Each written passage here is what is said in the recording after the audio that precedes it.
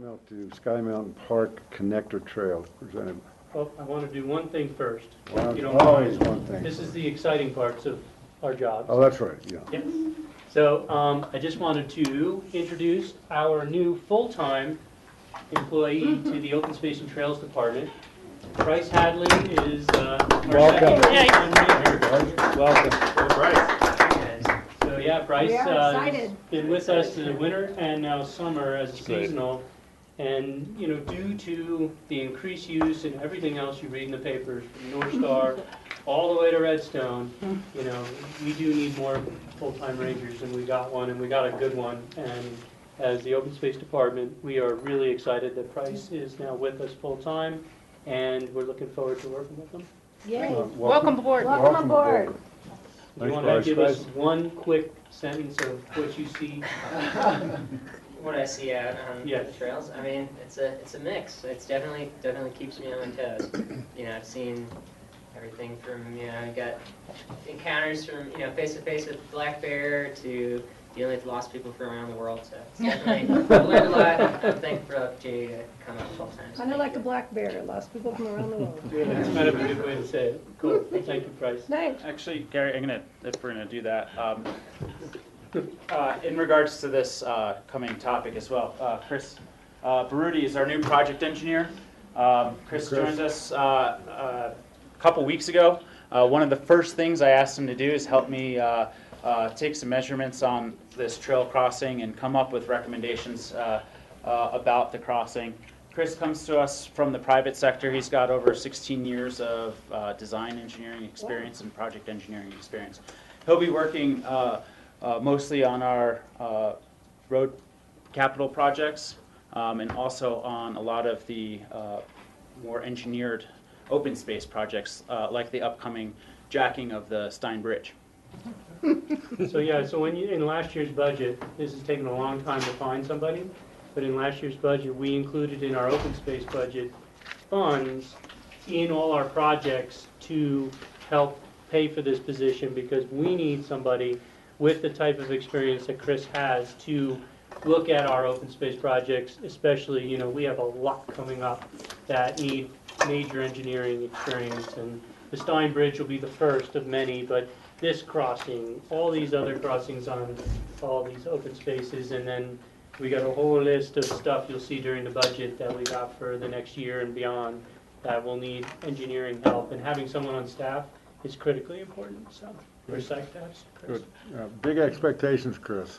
Welcome Great. aboard, thanks. All right, well now into the Sky Mountain Park Connector Trail, and this stemmed from the Sky Mountain Park Management Plan. The Sky Mountain Park Management Plan was completed in 2013, and in the plan there was a connector trail from the Buttermilk parking lot, which is down here, to Sky Mountain Park, which is up here. And you know, one of the goals of our Sky Mountain Park Management Plan, but it's also a goal of our Open Space and Trails Department, is to have separated soft surface and hard surface trails. Because a lot of people always question, we have the Owl Creek Trail right here, that's fine. But the reality is Buttermilk is one of the main parking lots for Sky Mountain Park. It gets heavily used by trail users. The airline trail has become a really popular mountain bike and, you know, to a point hiking, but mostly a mountain bike connector. We get a ton of use up on Sky Mountain Park, and it all originates right here. There's no clear connection from Buttermilk to Sky Mountain Park. You can see the Owl Creek Trail is a little bit of ways from Buttermilk, and so, you know, the airport has, you know, their locator stuff here. This is airport property. They would like us to keep away from this area. There's also the well for West Buttermilk, and so we didn't want to just cross right here. And the reality is there is a beautiful connection, and I'll let Austin talk about it because a lot of it is on city open space property, but there is a really easy, fun connection that comes all the way across and would cross Owl Creek Road at a much better location than other places. So You know, to me, was a goal in the management plan. This was budgeted by the city and the county in 2015 to plan and implement. And so we're bringing it back to you guys to show you kind of the outline of the trail and to talk to you about the crossing. And the reason why GR is sitting over here and now Chris behind me is we obviously include, you know, transportation in that discussion because we're proposing a crossing of Owl Creek Road. So on that, I will pass it over to Austin. Okay, thanks, Gary, and thanks for a very in-depth introduction there. Again, my name's Austin Weiss. I'm the Open Space Manager for the City of Aspen. And this is an important project from the city's standpoint for a number of reasons as well. Mainly as financial partners in Sky Mountain Park, and we've seen what a huge addition Sky Mountain Park has been for the trails world, if not open space value itself. But as financial partners, this is kind of the key for Aspen trail users to access Sky Mountain Park. As Gary already mentioned, the Buttermilk parking lot itself is one of 3 major parking hubs for the property. But even beyond that, essentially, with the addition of this trail, a trail user, whether they be a mountain biker, a runner, a hiker, can stay on natural surface, dirt, if you will, from the Meralt pedestrian bridge at 7th Street and Hopkins here in town, and they would be able to travel all the way to Sky Mountain Park, staying on a dirt single track. We've got connections all the way through the more open space, up across Buttermilk. We've been in talks with SkiCo about additional trails and making trail improvements to Buttermilk ski area, but also a better connection, if you will, right to the base of Buttermilk and then right to this trail. But even as it is today, you're going to see mountain bikers and runners traveling across what's called the Oregon Trail in Buttermilk down to the base of Buttermilk, and this would provide that missing link of a dirt single track all the way to the airline trail. Now, as Gary mentioned here, from Buttermilk, there is no connection to the existing Owl Creek Trail, and the question of, okay, why 2 trails here? And that's a question that comes up many times, and we've addressed it with a number of different folks, and it's a really good question. As Gary mentioned, even the city also, we have a standard of providing dual surface for trails, a paved surface with a soft surface, and this does meet that. In this situation, beyond just simply the soft versus the hard, this presents really a different trail user experience than the one that is just alongside the edge of Owl Creek Road, which is very busy. It tends to be kind of hot out there. You've got the runways on one side and Owl Creek Road on the other. And if you just get up 20, 30 yards off of the road to the west here, there is an old ditch there. Part of it's still being used and the water gets diverted off. And there's this old bench, which was the old ditch there, that it really provides a very aesthetic experience going through not only oak and serviceberry, but there's scattered ponderosa pines up there. It's a really gorgeous setting.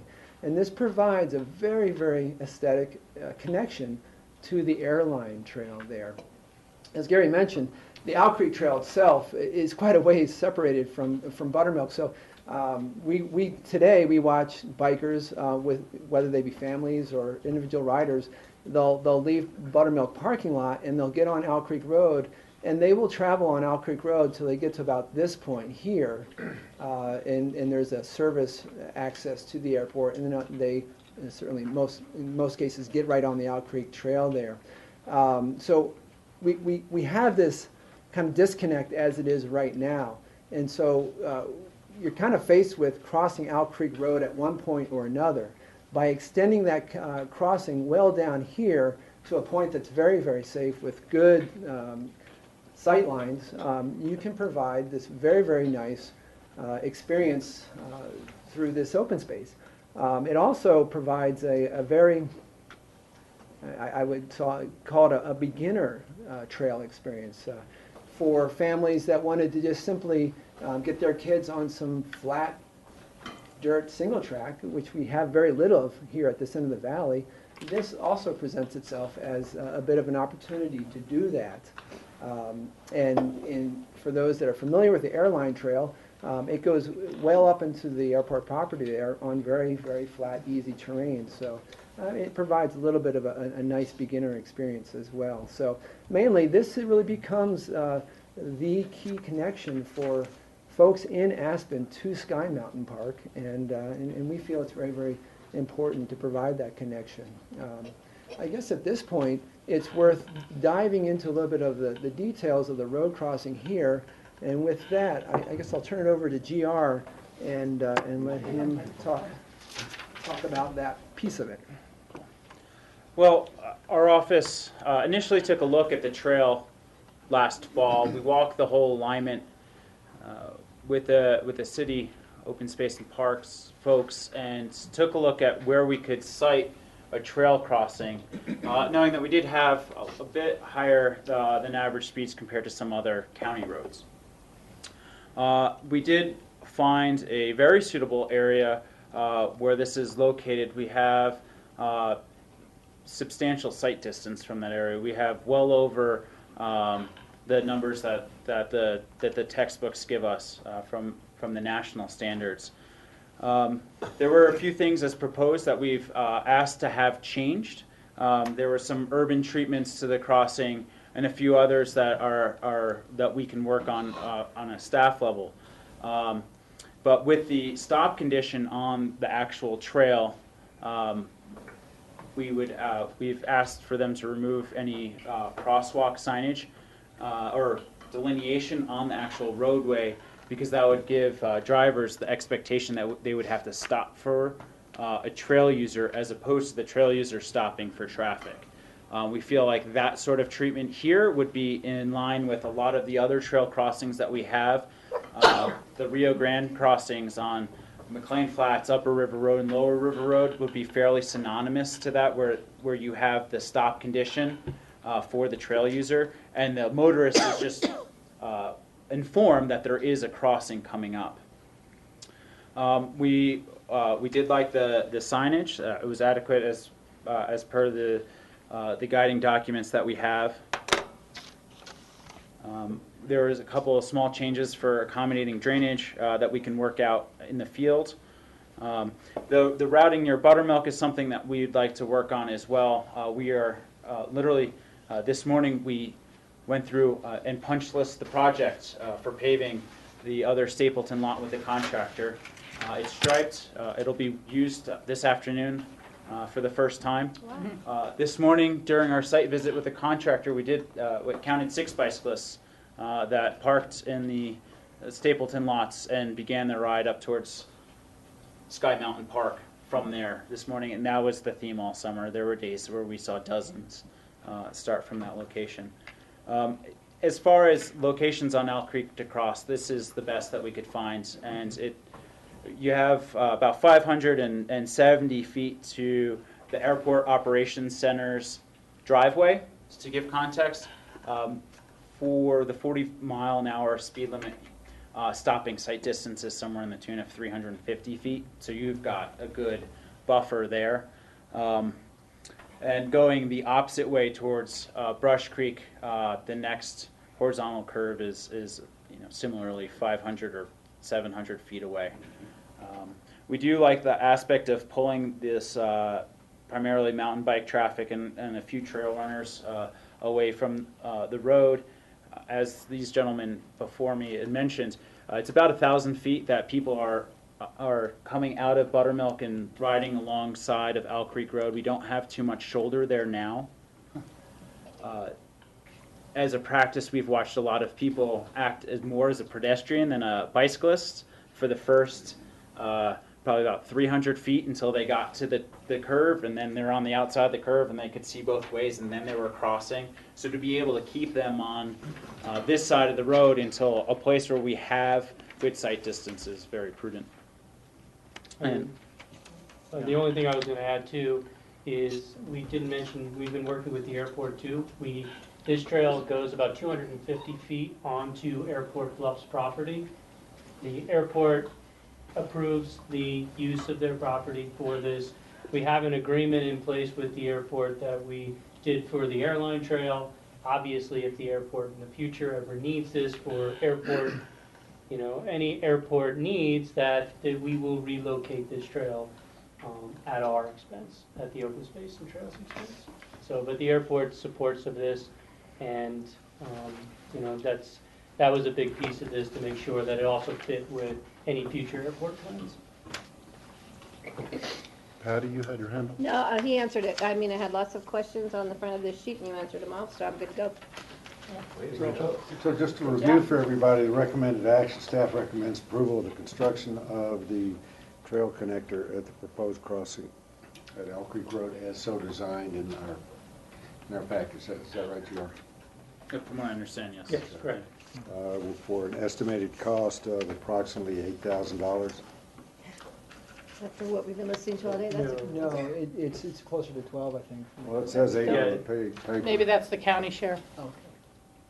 still sounds I wonder if good. that's the crossing. Oh, you see the crossing piece. The crossing is 8,000, the total trail, It's 20, I believe it's 25, or 20, Oh, okay. 25. yeah, the total I was trail gonna is say about 8,000 25 sounded each pretty from the low. county and the No, city. no, that's, That's that so total? that's split. So the trail construction of the single track is about $25,000. That would be split between the city and county, so 12.5. And then the road crossing itself here would be split as well. So that would be an additional 4,000 for the county. So from the parking lot to the road crossing is approximately $25,000. Yes. And then the road crossing's 8. Yeah. Road crossing, exactly. So a total of $33,000. Yeah, so we put that in there, budgetary impact. It's about 17.7 for the county. All right, let's get some board comments.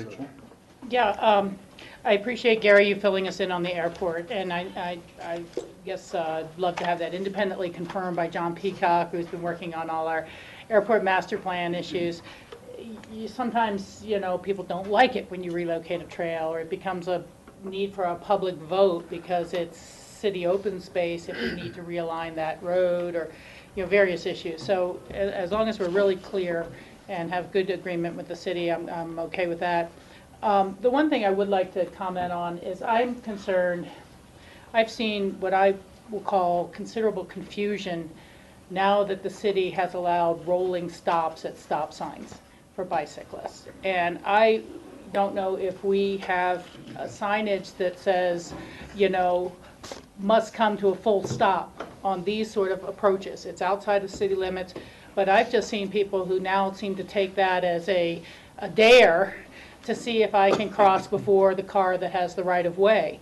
And I've seen a lot of near misses, and I've seen a lot of confusion, and it's very unsettling to me, frankly. I just see bicyclers going to the left of you and to the right of you, and they're supposed to be acting like cars when they're on the road. So to the extent that this stop is more than just a stop sign and says must come to full stop or something like that, because this cannot be a rolling stop situation and people with kids trying to judge whether or not they can meet a 40-mile-an-hour car. And I totally agree, Rachel. And one of the dynamics we've seen in the city of Aspen is the difference between a stop on a trail versus a stop on a road. And the dynamics, you're right, it has changed in the last year or two. But on a road, a biker seems to be thinking, well, that's for the cars. Yeah. But on a trail, because there are no cars in that situation, the stop means, okay, the trail user needs to stop here. I agree. I think additional signs and bikes must stop, something Yeah, like that something could like be that. totally appropriate. But Okay, thank you. George, and then Michael. I mean, one way you could address that, if you haven't looked at it, is putting some boulders there. So you actually have to dismount to get around the boulders, right?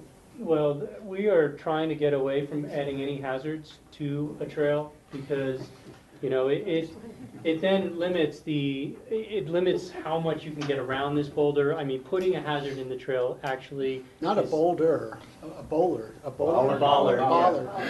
Bollard. We're still trying to get away from those because people hit them, and it's putting a hazard in the way. I mean, honestly, a stop sign is a stop sign. A bicycle has to stop at a stop sign, And so, if we haven't. Yeah, right. The Hunter Creek Cars have Trail to is a stop at great red lights example. too. The Hunter Creek Trail, when we did the extension, we put something in the way, and it actually has caused accidents by bicyclists, because it's very difficult for burleys to get around them, and it's difficult for people, and if you pop off your bike, then you have to, if no one's coming, then you gotta get off. So we're trying to avoid putting any hazards or anything in the way, and doing what Rachel just said, is making sure the signage is clear that bikes must stop, and trying to do that. The great thing is we have a similar situation up Owl Creek that's been there for, 2 or 3 decades now, and honestly, we haven't had major issues. And this one has better sight lines than the one up there. So, I wouldn't want to do the bollards or anything at this one, because then we really need to be doing it at all of them. And it really it creates issues with, if you have a burly or double burly, getting around that and pushing your bike through and all this stuff. So I'd rather avoid that at these areas. AASHTO, which is the standards we use, definitely recommends against using any type of bollards or something, and that's kind of the standards we use. It's the American Association of Highway Transportation Officials. So they're kind of like trying to get away from, we used to do them in the past, we used to have bollards everywhere, and they became more of a trail hazard than they did to really do what you want them to do, is to really stop. Because the problem is, if somebody wants to get around it, they're going to try to get around it and then get into traffic even worse, because they're not looking, they're looking to try to get around the bollard. So, it's a long-winded answer to that question, but it's a significant issue. It really is a significant issue. We got to do, we got to do everything in our power to show people that they must stop, and then we really got to hope that these people stop, because, really truly, it's the user that, it's just like a road, a car is going through a stop sign. If you go through the stop sign, it's your issue. So I think what Rachel said is best, is trying to make sure that tell them bikes must stop. One thing to add to what Gary was saying, to further that, on the, west side of the intersection here, we could have potential to put something on this east side. There's no space. There's enough space to put in the junction of the in with the Owl Creek Trail, in between Owl Creek Road and Owl Creek Trail. Other than that, anything that's put in there, we asked them to, the initial design had curbs and a bunch of other stuff. It's just going to get demolished by our snow removal operations. Michael? So, when I look at the previous picture of the entire airport,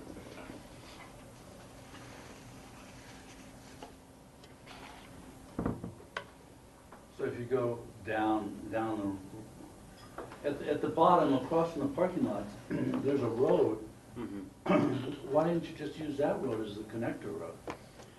Oh, that's a great question, and the problem is the airport is, that area is not, a place where they want tons of people. There's a well for West Buttermilk, there's locators, and, it's also an area of where is Owl Creek going to go in the future and stuff like that. And then it doesn't really solve the second issue, is trying to provide separation between soft and hard uses. And so, crossing Owl Creek Road there is not ideal because of the curve, right? Do you see the curve on Owl Creek? It's really not ideal to put a crossing right there. What we've seen and what GR's seen is, people, they don't cross the road here. Not to get on this, but they don't even cross the road. They're on the other side of the road riding till they figure out past the curve, and then they'll get onto this side, and then they find this and get on the trail. And so that curve right there is poor sight lines for the trail user, because most of these parking lots are lower than the road, so you're going up to the road. And so we really, there's a host of issues why we didn't want to use this, but the airport really didn't want us coming into there. either, so. So what does that purpose of that road serve then? It's certainly not blocked off, but, you know. It's an access road down to the West Buttermilk Wells, from what I understand. Well, then they The should, wells are right there. Yeah, and they should make an effort to block that off to public use then, because they don't currently. And certainly doing X Games, it's a horror show at that point, so. when you say locator, that's the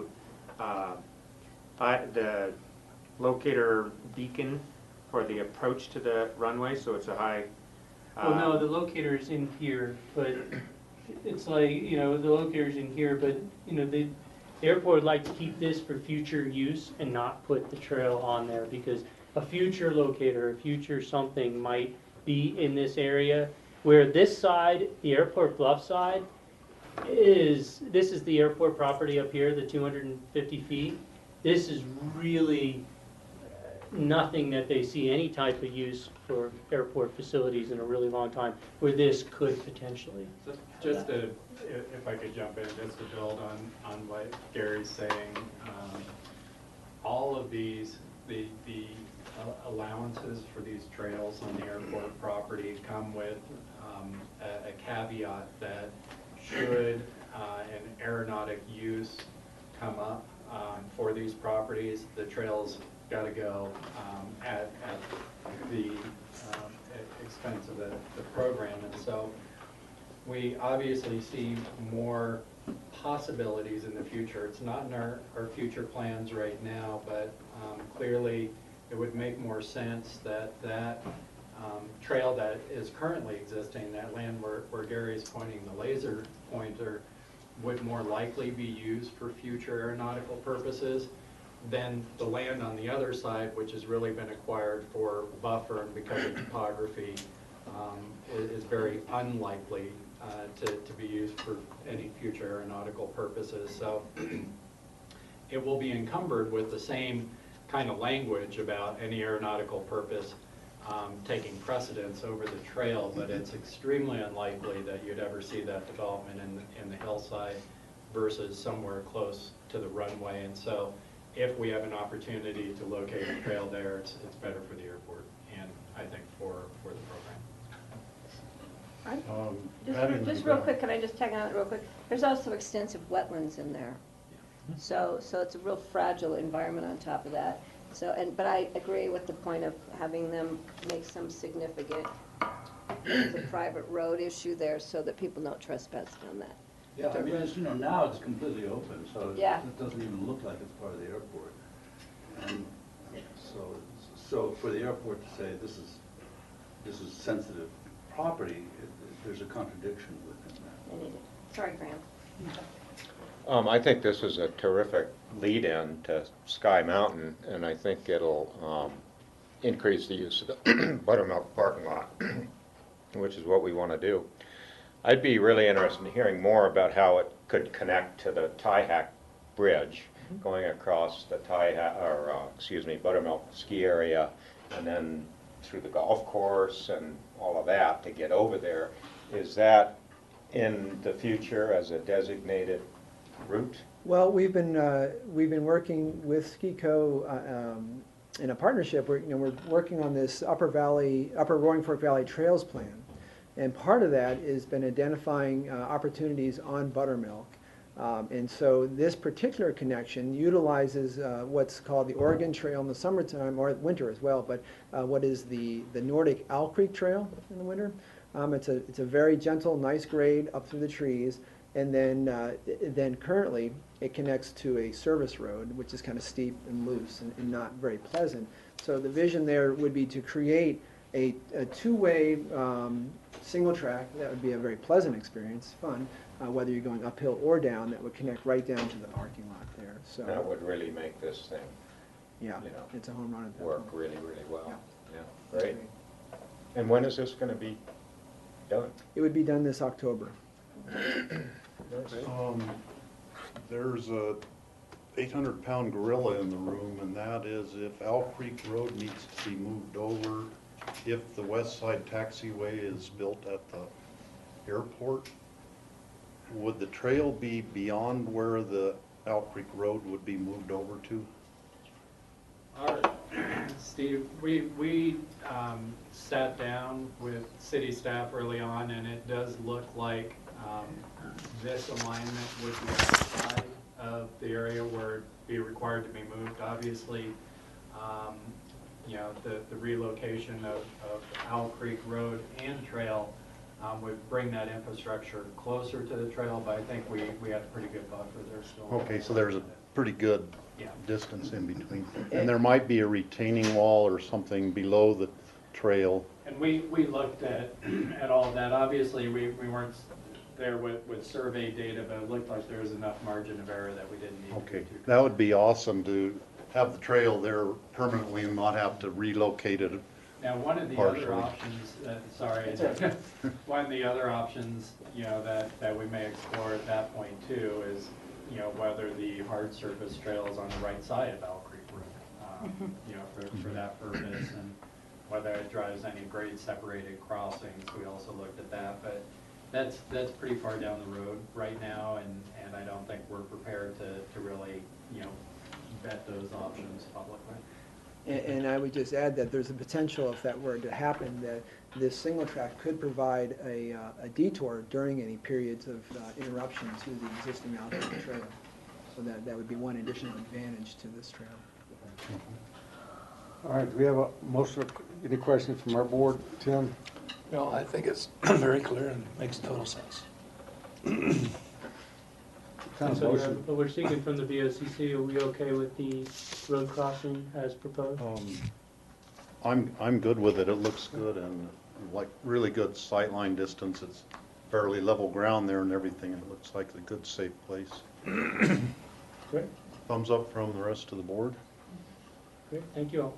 Okay. Thank you. Thank you. Thanks. Well, you did it. Good job. You guys were unbelievably 52 on. minutes or less? Yeah, you guys did some We're impressive. rocking today. You guys are rocking Well, you're today. making me nervous. I don't know, the rest of your day's gonna come. Yeah, You, Steve, So, you have a meeting in here after this, right? Yeah, we continue until We have a room upstairs. 4:30. Okay. So we're gonna draw from this meeting and reconvene upstairs in About beehives. a room. Good job. Okay. So we'll do a 5-minute break while the Open Space and Trails extricates himself from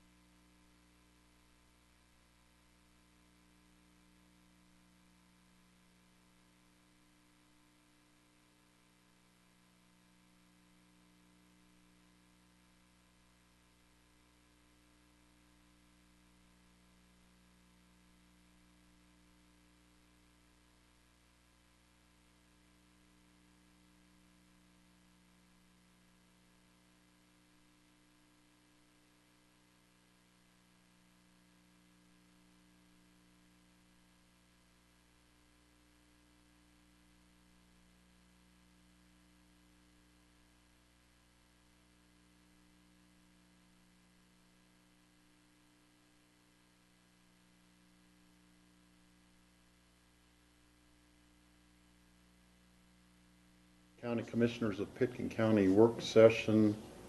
This morning we had, or earlier we had our joint meeting with the Open Space and Trails Board.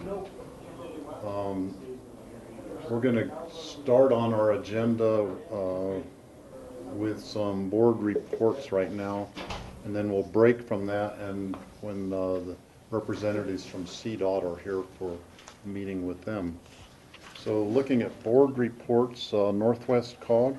Yeah, Northwest COG had their strategic planning meeting last Thursday. I was hoping to attend at the last minute. My doctor didn't release me to come up from Denver. I want to thank the board for their patience while I had my eye surgery. But I did talk with Liz Mullen, the executive director, to find out what the gist of the strategic plan was. They are changing their DOLA grant for this next year, and half of the DOLA grant is going to go towards reevaluating all the senior services programs, what our gaps are, it's a gap analysis, and the other is going to go to updating the economic development district information that's available online, which is a great opportunity. So that's where the DOLA grants are going to go for next year. They also talked at length about building the case community organizations responding to the changing healthcare environment for aging populations. Apparently Dr. Cog is pursuing a program. This is of interest to you, John, because of the Valley Health Alliance. It's this program where they're going to enter into contracts with major health insurance providers and with hospitals down in the Denver metro area. Northwest COG is going to follow it, look to see if it's a model that we might be able to institute in our region for a continuity of care and accessibility and availability of care for seniors, the aging population. Okay. So kind of a Valley Health Alliance thing, but on a different scale. Mm-hmm. So that was discussed. That's going to be pursued this next year. The other issue, as far as having Northwest COG help to convene regional stakeholders for regional issues, COG already does that, but kind of more on an individual municipality or county issues. So they said they can expand that already automatically within COG. So if we want to convene Garfield County, Eagle County, and Pitkin County for broadband to discuss it, or if we want to convene those three groups for septic waste issue, COG is more than willing to help come in and convene those organizations, those different entities and individual stakeholders within those entities, so we can have that discussion with their assistance as part of our COG membership, which I think is a great opportunity for us. So that's pretty much a synopsis of what happened. The Economic Development District meeting as part of that was just tying into how they're going to get this Economic Development District information out online. So that is the gist of that. And as far as Rural Resort Region, there was no workforce meeting, so we're good. Okay, thank you, Patty. Mm-hmm. Core, George? I think you guys know as much as I do, because Core was just here for a second reading for approval of their rent budget for 2016. Okay, QQ, Rachel? Yeah, their next meeting is going to be sometime in October, but I don't have the date yet. They only meet quarterly. And there was an advisory sent out of what the newest court injunction over the waters of the U.S. may mean, which is kind of holding pattern. It seems to apply to some states, but not others, and some states are also continuing to sue or not, but you know, we'll just see where that ends up. It's hard to tell. So nothing else really new on that. It was ironic that we spent a lot of time talking about the Good Samaritan law and how it could apply to leaching mines in June before the Gold King, you know, blowout just a couple months later. So hopefully we'll see that type of assistance continuing to move forward. CCI, just so the board knows, there's going to be a CCI meeting on the 18th of September, and that is going to be on the public lands dues budget. I don't think it's necessary for both of us to attend. I am planning on attending. I think that's the single topic. If there's more meetings that date, then obviously it's different, but as far as I know, that's the only item on. And the challenge has been that expenses of having an 8-person traveling team, chair, vice chair, and then 6 others, to go fill all 8 seats we have at NACO is expensive. And some counties have stopped putting in, and the reasons are varied. Some it's more that they would like an entirely conservative group of 8 and not the diversity that different opinions represent, perhaps say related to the transfer of public lands or other issues. And others just feel that once they get to a certain financial level, why not just send our own person rather than do this all for one, one for all approach. The CCI Public Lands, starting in June at the conference and then on a follow-up conference call, had developed a pro forma that may be workable for a future budget.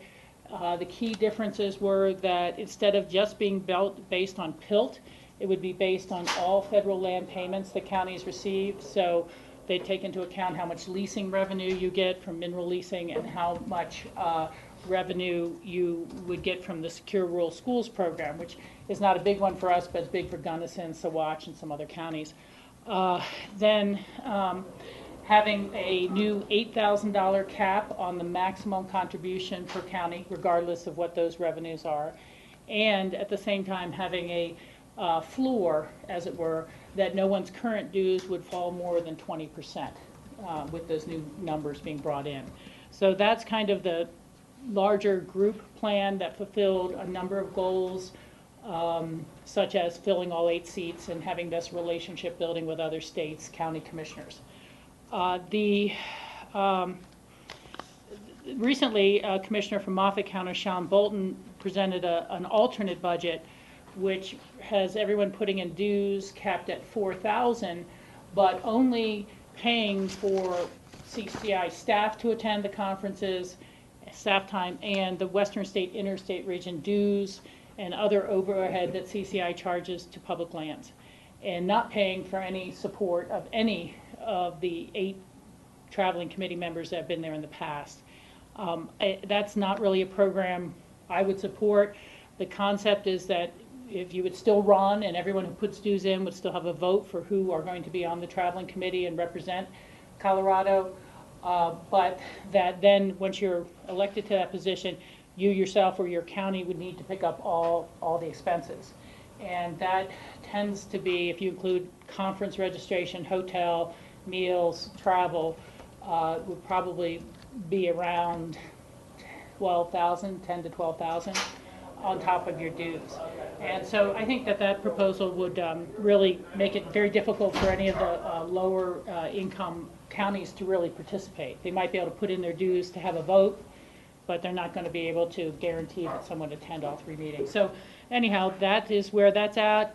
If we're not able to reach a new public lands budget at all, then it will go back to being a committee similar to healthcare or transportation or any of the other committees, possibly not as much staffing from CCI as they get now, and only the chair of the committee would go to 1 meeting of all 3 meetings. And that would mean other people could put their name in, and the state director is the one who appoints the people at that point. It wouldn't necessarily be a vote among the members, and you would be committed to putting in the full amount to do the travel for that, which frankly a lot of people do who are very concerned with health care and they're active in those committees or transportation or other committees. So that's kind of the bigger update on that. The other item is that on October 2nd, on Friday at 10 to 2, they will be going over the full set of potential legislative items or administrative items that have been submitted by the counties, and they put out kind of a survey to see who would like what issues discussed at the December conference. I'm continuing to push that at the December conference we try to have a larger session, perhaps facilitated session, on can we reach agreement on a state transportation funding measure that we'd like to then push the legislature to have on the ballot in 2016. So I don't know how that's going to work out or how our various items are going to work out, but that is the next meeting for CCI.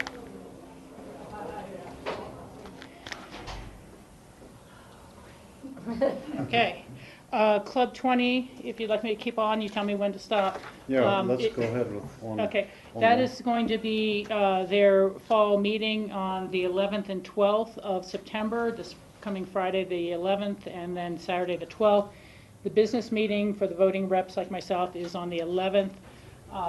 And I'm just planning on attending and seeing what they do.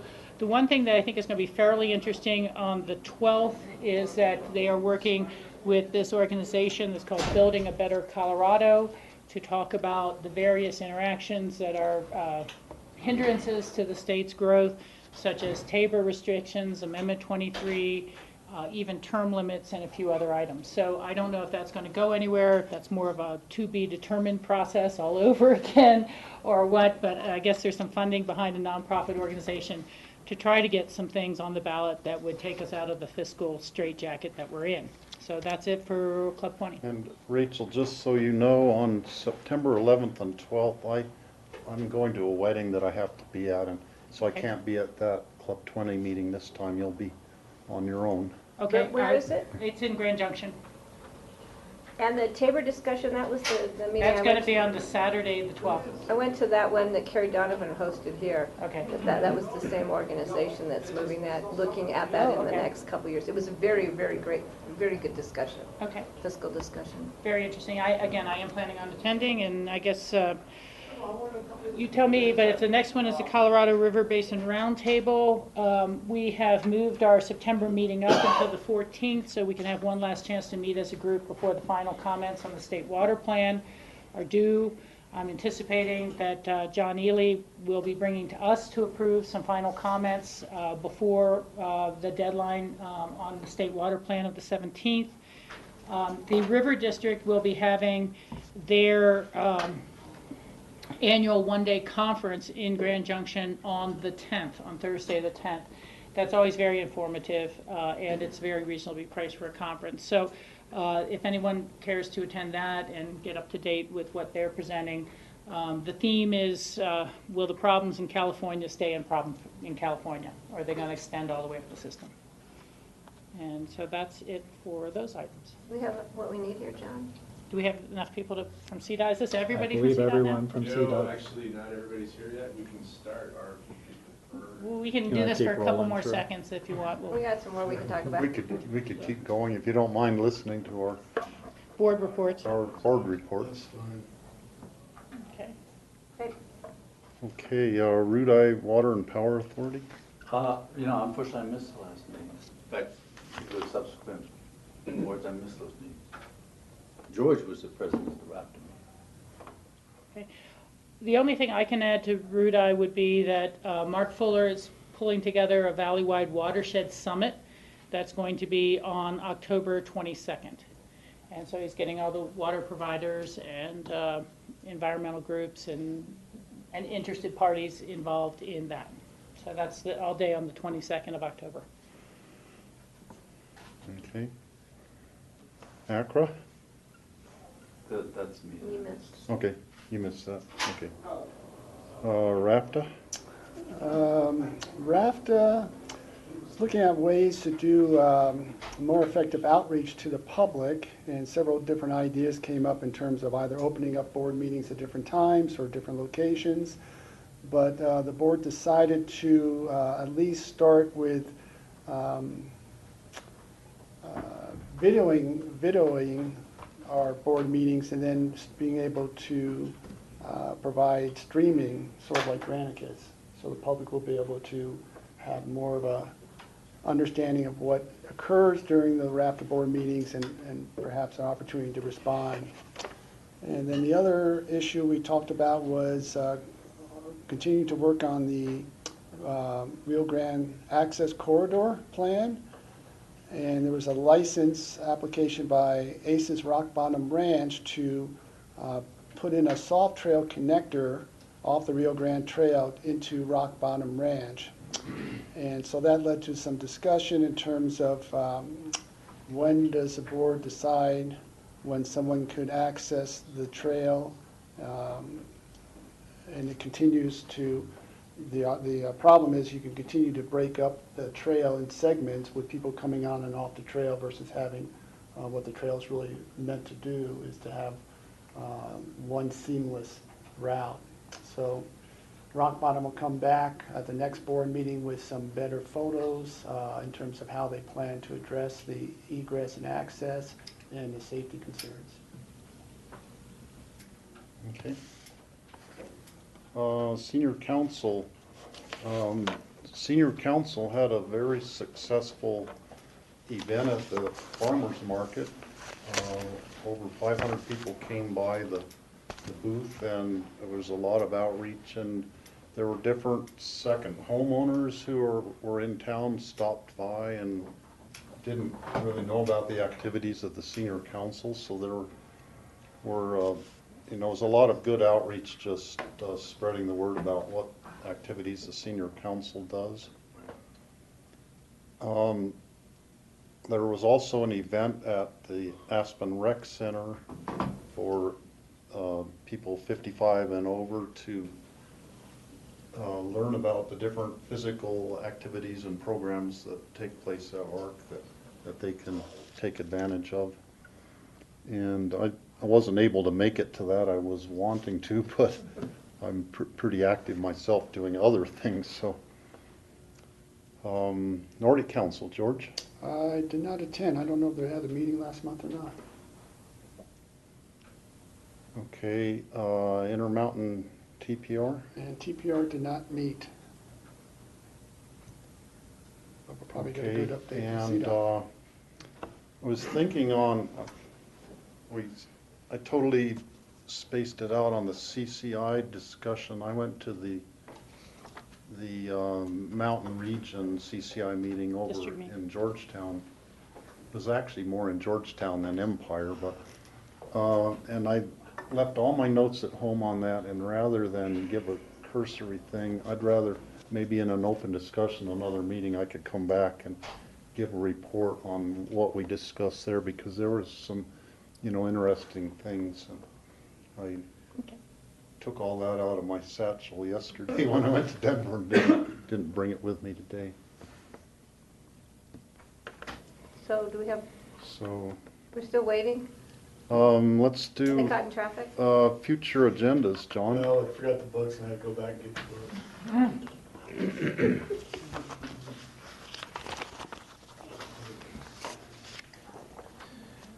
They had to go back to Glenwood to get the books?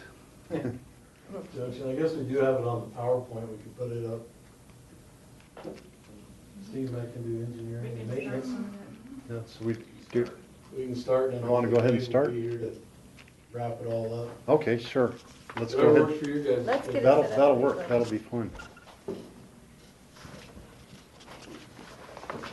So we're going to have our annual meeting with the Colorado Department of Transportation, CDOT. And we have an hour planned for this, so we could go up through around 2:20 or so whenever we have a full hour. There's no problem with that, or if we have to take more, that would be all right too. Okay.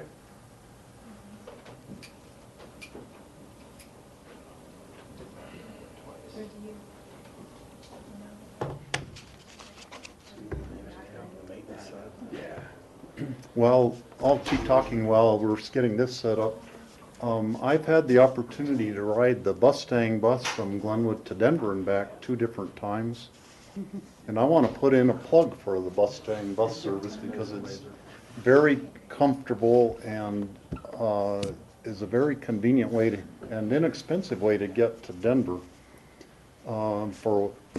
I've gone over for one day meetings and then over and back in one day, and I can read and use the Wi-Fi on the bus and sleep. It's very comfortable and convenient and drops people off at either the Lakewood Federal Center, Union Station, or the downtown Denver bus terminal in Denver. I saw it in Denver too when I was down there. I saw it cruising through Denver. And then there's also ones going from Fort Collins to Denver and from Colorado Springs Yeah, to this one was Denver. over on Ward off of I-70. What's our ridership? I was gonna, I guess, share with the commissioner that the west corridor has been performing better than they expected, which has been exciting, and in that they're looking at potential for expanding even the schedule. Wow. And even maybe the service. I know Ron and I have talked a little bit about that down to Grand Junction. So there's all those things being looked at in this next phase of busing rollout. It's great. Okay, so if you could introduce yourself for the television audience. Good afternoon. I'm Steve Olson. I'm Region 3 Central Program Engineer. I was hired on board in July to do this job. I replaced Joe Ellison. And I'm TJ Blake, Deputy Maintenance Superintendent out of Grand Junction. we've got Tracy Trulove, our Region 3 Public Information Officer, and Ron Papsdorf with our Policy Office. And I apologize, I was late, but also our team coming out of Junction's a little bit late, but Dave Aller's on his way. So I'd like to just call an audible here. What I'd like to do is talk about our engineering projects, which we would do later in the presentation, and then TJ will talk about maintenance. If our rest of our team's not here by then, we'll continue on from the beginning. But on the presentation, it's 33. Was that first photo, was that Redstone? I mean, was that 133? Yeah, I think it is 133. It's the repaving Right. project. Yeah. It's actually getting ready to wrap up, which is pretty exciting. We're waiting for striping and the mountain. Yeah, it was a great photo. Check. It looks really good. Yeah. Right. Well, where Yeah, in that the was a real heck? success for us. It's one of our more successful FDRs. We actually were able to get some improve the smoothness and rideability out there, and then with the chip seal, hopefully a little bit more. And So, Steve, I'm wondering if we kind of turn off these lights, if folks in the back might have an easier Yeah, time that seeing. works pretty well. There we go. right. Yeah. These couple on, make it a little lighter up here for us. Are you there? Oh, you're there. Yep. Okay.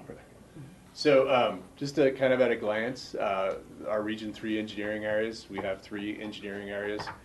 We have Program Engineer West, which is Jason Smith out of our Junction office. We have Program Engineer Central, which is myself, and we include the counties of Pitkin and Garfield, Rio Blanco, Moffett, and Route. And then we have Program Engineer East, which that position is currently vacant. We're working on filling that position, and that region represents Lake, Eagle, Summit, Grand, and Jackson counties. So that's our kind of engineering at a glance. And then we could flip forward to 33. 33. 33. You want to do all the budget and the STIP stuff? I'll defer to Dave on that. You see the page numbers now, right? Right.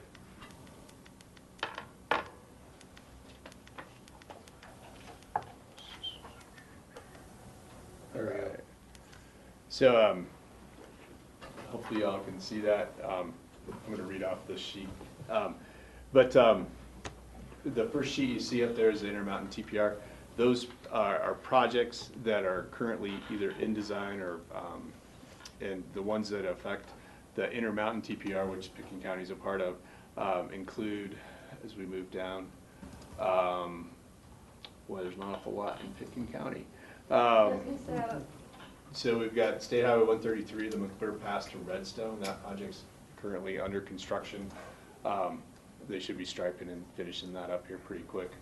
And then something that that's about it for Pitkin County. So We're done. Obviously, I do appreciate Pitkin County and elected officials, Transportation Commission, with their assistance on the Grand Avenue Bridge. So that's appreciated, working with RAFTA on that funding for 2017. And then the next couple pages just cover some of the construction projects that are going on in the Intermountain TPR. And I can go through those briefly. We've got a large project on State Highway 9, which is reconstructing 10 miles south of Kremling. We're doing the north 10 miles this year. That project's moving pretty well. And hopefully it'll be completed early, and hopefully they'll be able to complete the work in 2 seasons instead of having to carry over into the 17 season. That's our hope. And then we've got a number of bridges being worked on from a preventative maintenance standpoint in Eagle and Summit County. That will continue into next year. Brush Creek Bridge is making good progress. That should be completed this fall. That's on US 6 between Eagle and the town of Gypsum. And then the Eagle County preventative maintenance, bridge preventative maintenance, that project is complete. So that worked on a number of bridges in Eagle County, mostly on I-70. I-70 Vale Underpass, That project is a ramp project. Dave and we'll probably talk a little bit about the ramp program, but that project's moving forward. We're going to be negotiating with our contractor in the fall to come up with the final cost. But you can anticipate this fall that we'll start building the detours for that particular road on I-70 so that we can do that work, expedite that work in the spring. Where is that location? That's it's between East Vale and Mid Vale, or excuse me, West Vale and Mid Vale. It's between the PED structure and Mid Vale, the existing PED structure. Got it. It'll be underpass it. It was called Simba Run for a long time, and folks were able to relate to that because you had the Simba Run condominium complex there. It's right there. So okay. That'll be an underpass. It won't connect to the interstate, but it'll be an underpass to help improve the circulation between the two frontage roads. Do you have a question? I did, if you're finished with Yeah, this. I just need to know the Okay. I guess I'm wondering, and this isn't a new project as much as it's maintenance, the area on Highway 82, just leaving town, you'll see it when you leave, but the roundabout is really starting to fail. And there's been some patchwork, but you got places where there's a 4 or 5 inch separation between the seams. I was noticing just yesterday, there's one very large depression that's covered with tar, kind of, filled in. But I don't believe those are going to last through the winter, frankly, with the freeze-thaw conditions. And it's just really worth taking a look at about when can that base or be repaved. It's looking pretty bad. Okay. We don't have any project currently planned on the engineering side for that particular area, but we can take a look at that. I think it's really worth a look because it's been, it just is really starting to fail. Okay. Thank you. We'll definitely look at it. A project that's ongoing is the Glenwood Canyon Phase 6. We're doing a number of different projects out there. There's a project where we had a surface treatment project, and then we've added additional work to that, such as rockfall and bridge work. With our hope is that delivering a larger project, we'll endure the pain this year, but we won't have multiple points in the future where we have to go back out there and do those individual projects. That project's tracking well. We're thinking of adding additional rockfall to that project. Anticipate being out of the head-to-head in mid-October, but we'll continue to work through there all the way up to Thanksgiving. So, Is everything going okay with the two-way traffic on the lower level? Last year there was problems with people getting killed, and I haven't heard of anything. that was actually 2 years ago. 2 years ago? Yeah, so that was phase 4 where we had the head-to-head. That was either 13 or 14, sorry. And at that time, we were in the head-to-head, and we had 2 fatals up there. So last year, we went away from that. In 2014, we moved away from that, and we tried to do the construction with 1 lane under construction and having traffic pass it. We didn't have any fatalities, but we had significant backups during that time. So we reevaluated, and we made some changes out there. This year with the head-to-head, you'll see that we have the delineators down the center. You'll see them all over, but we do feel that has helped keep traffic in the lanes. We have not had any accidents to date. It seems to be moving pretty smoothly. We have had impacts on traffic, and we're trying to message out that travelers can expect up to 30-minute delays through there. And honestly, it's been going pretty smooth. We've also added tow capacity up there, heavy tow as well as light tow, to augment our HLT staff. And what that's allowed us to do is hopefully clear those things a little bit quicker. So challenging corridor and very tight corridor. So we think working in the head-to-head is our best solution that we've been able to come up with. Unfortunately, we don't want to line that with barrier because that also affects our access and ability to clear accidents. So it's kind of a fine line that we're trying to play up there. But so far, we've been successful this year without any head-to-heads. We had some minors, but no head-to-heads. So. It kind of takes me back to the day before the interstate was put through there. It was always head-to-head traffic. And Yeah, it was. And so fortunately, we've got that section so that most times we're not in a head-to-head situation. So, but that project's moving along really well. And again, we're just going to add a little bit more work in there to hopefully get that done so that we don't have any work planned in that particular area while we're doing the Grand Avenue Bridge. We've already talked about the 133 project, Redstone North and South, that's going well. And then some of these other ones, Eagle Vale Bridge Repair is a small project on 131 as well as on the I-70 frontage road around Dot Zero. That's complete. West Vale past Critical Culverts, that project's tracking to be complete this fall. And then the various bridge repairs, that project's complete. So delivering a number of projects on the engineering side, and they're all tracking pretty well. So that's kind of an engineering update. Do y'all have any specific questions on? Yes, George? Well, on 133, and I know that you use sort of this newer technology which made it go fairly quickly. We had about 10 trucks moving along, and up in front they were tearing up the old pavement and laying down new pavement, and I know you can only do one lane at a time. And I also know that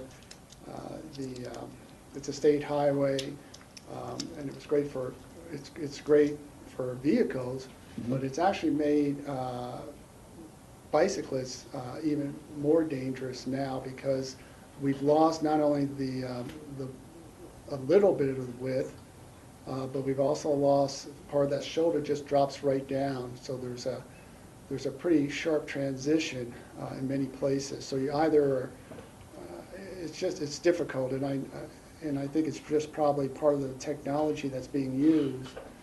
But we lost shoulder. Joe's looking at me, but we lost shoulder along 133 most places for bicyclists to be able to ride. So it's become fairly dangerous, and I don't think there's a solution yet, because I've talked to CDOT and see whether the original plan was to allow for some shoulder width as part of that project for bicyclists, and I was told that was never in the budget or the plan. Okay. But because of the way it was done, now it's really far from being bicycle friendly. Okay. Yeah, I just have a kind of a question about Shell Bluffs. It's CDOT's responsibility, I believe, to clean out the rock fall between the fencing and the Jersey barrier. Is that correct? Yes. And I had noticed it earlier, and I don't know if it's been already addressed, but we have certain sections there where there's significant amount of shale that's fallen into that netting. And I think we usually do maybe a fall cleanup. I just wasn't sure what the time frame was. Yeah, it's usually, we get around to cleaning ditches in the fall. It just depends on scenarios and that. I'm sure it's on Dawn's So it'll be on list of to-do. Yeah, because it's getting to the point where it's about ready to come over the top. I mean, Yeah. It's been great to have that. It's helped a lot. It's saved Yeah. a lot of trips out to kick little rocks off the road. Right, so. and it significantly over the years, and so it was a good design, good project, and just I know it doesn't get cleaned out often because it doesn't need to be, but we did have one significant area there, so it's good to know it'll be addressed before And we'll have to look at it, because I'm not sure with the new netting and that, Yeah, how and much it's going to take to get the netting down to clean it. to clean up underneath. It's just one section where they had a pretty good little, debris fall right there. Rachel? Thanks. Yeah, I'll talk about this again later, but Club 20, Western 20 counties, had an economic development meeting with Governor Hickenlooper about 2 weeks ago, 2.5. And there was a lot of discussion about the bicycle ability and how that's becoming more of a potential economic generator for tourism and for rural counties in particularly. And just to build off of George's comment, it makes it really hard to kind of fulfill that when you are losing shoulders. It's hard enough to, we know you don't have the money to add shoulders, but when you're losing shoulders, it's really painful. And so I just kind of want to throw that out there, and there's some more comments related to that later in the presentation. Okay. I think Dave was going to try to respond to my question. Sorry, I'm very late. Happens all. We blame it on CDOT construction. It's not my fault for being late. To Commissioner, your question, I don't know what happened. I've heard this twice now on 133. That's a hot-in-place recycle where the concept is to recycle the asphalt that's there the same width and then seal it. Right. So the only thing I don't know what the road was like, Steve, before, but the only thing I can think is maybe there was 11-foot striped lanes, and when they went back, they striped them at 12 foot. and that's very possible. We've had that happen before where there might have not been much there before, but there was a little Right. bit, and now Right. we've put that stripe out further, but the width of the pavement shouldn't have changed. So it has to be a striping issue. Now, unfortunately, if they restriped that already, we may be stuck this year, but certainly when we come back in next year with our traffic striping, we can stripe that correctly, unless we can somehow mitigate that, but I'm not sure we can at this point. But that's the only thing, Commissioner, I think that could possibly have happened, because the concept that hot recycles take your width of pavement and you just basically recycle and put it right back down, so they shouldn't have lost width. Yeah, I think Other it's than the striping. striping, and also the transition from the pavement then to the soft surface. In a lot of places, it's pretty steep. So the shouldering may not be very good on there either. I'm wondering if they even got shouldering complete yet. No, I think they were chipping that last week, so I So can they follow. may still have shoulder gravel to go. Yeah, and of course, because we're lucky to have the first 6 miles along 133 with a separated bike path, which is great all the way up to the BRB, we notice that for people then who want to get off the BR, who want to head up to Redstone, then the only option is to get onto the to 133 at that point, which it was always sort of a sketchy place to be riding your bike anyway, but now it's even a little more challenging. And based on the volumes up there and the amount of truck traffic, I think we can get away with 11-foot lanes, so that could be what happened here, is they striped that. So we'll check into that. I seen an email on it just this morning. Great, thanks. Would you like to start from the beginning? Or do you want to do maintenance next? Go ahead, you're here. They've done an admirable job. So we didn't really lose a lot of time. Good. Anything else, Steve? No, are you okay? We're good. Yeah. Dave, you don't have to count this. Well, we'll jump into page 40. I won't keep up the overhead now that everybody has a book. You can actually read it. Just right quick, maintenance on page 40 is kind of at a glance what we did for last calendar year, 14. I won't read everything, but some of the highlights is, 2,457 tons of asphalt machine patching, which was up by about almost 1,000 tons from last year. And that doesn't mean it's going to keep climbing. It just happened. That's where our patches, we try to match our drivability model, our asphalt model, and try to find the best places. That an engineering project isn't coming anytime soon, so we try to patch it and hold it together the best we can for a big project. You can see down there we plowed a little over 85,000 lane miles of road for this winter we had, which was kind of a typical winter, I guess. It really wasn't a real heavy winter or light for us up in this area. And one of the commissioners, you guys brought up the roundabout. We'll definitely look at it. One issue that we have, just for you guys' information, anywhere in town, anywhere there's curb and gutter, we only have, CDOT maintenance, we only have one rotomill machine statewide. So basically for all of the state of Colorado for maintenance, we share one rotomill machine. And to pave that, we have to mill it out and put it back in. So when we do have the miller, our region gets it 4 to 5 weeks a year if we're lucky. So then we schedule the worst patches, and one of them this year that we hit was by the Hickory House and that on Main Street. Right. Because it was really having problems blowing apart, filling up with water. So that's kind of where we've got to pick our whole region wide for about 3 weeks worth of that rotomill machine and pick 1 or 2 days and hit those projects. So if it gets to a point, there's possibility of renting a machine, but it's really slim and hard to get them in. So the roundabouts, we'll definitely have the guys look at it. It might be something they have to hand patch. Sure. Something to get through, but to get a full-blown, anything we can do in there, I don't think we're scheduled to see the rotomill machine the rest of this fiscal year, so. Yeah.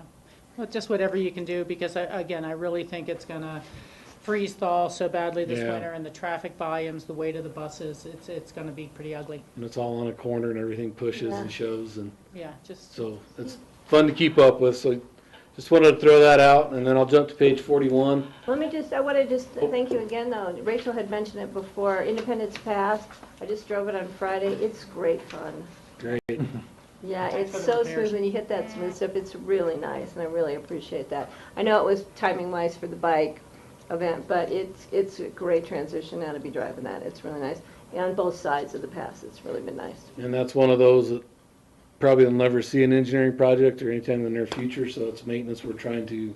Yeah. We put about 1,000 tons a year up there. We try to manage that to get, and hopefully through the next 10 years, we'll patch the whole road, and then we'll come back and chip it, and it should be good for another 20 years. Yeah, it's really So nice we got to right keep now. small patches and keep putting them together, and they're getting there. The guys are doing a great job up there holding that road That's together. nice. So page 41 is basically just an overview of everything that has been done in Pitkin County over the last year. I will not bore you with reading each one of those. If you really want to look, you can read it, and have any questions, you can ask me on it.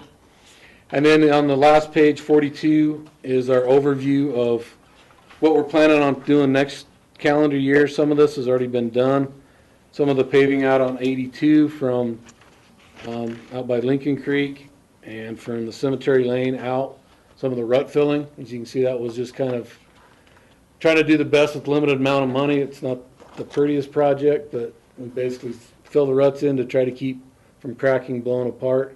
And by doing that, we can get a lot further. It's not a permanent patch, but it definitely helps, and it'll keep that road good for another 4 to 5 years, we hope, until we can get an engineering project to start all over again. And we've got the patching already done on Independence, that first bullet, and then the cemetery lane down valley towards the airport has been done. Continue working on drainage improvements, and part of that will definitely be the rock fall and shell bluffs Thank you. when they get into that area, and then noxious weeds. And then lastly, maintenance will continue to partner with Pitkin County and Independence Pass Foundation on issues related to Independence. And then always we'd like to thank, Pitkin County Road and Bridge for partnering with us on a lot of projects, along with the city of Aspen. To get stuff done, we need everybody to work together and share resources, and we can get some good projects out the door. So, Steve, can I also add, on the weeds, Steve and I are both previous members of the Pitkin County Noxious Weed Board.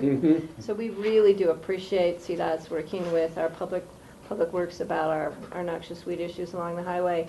And we really appreciate the timeliness that's wasn't happening a couple years ago, but it's improving.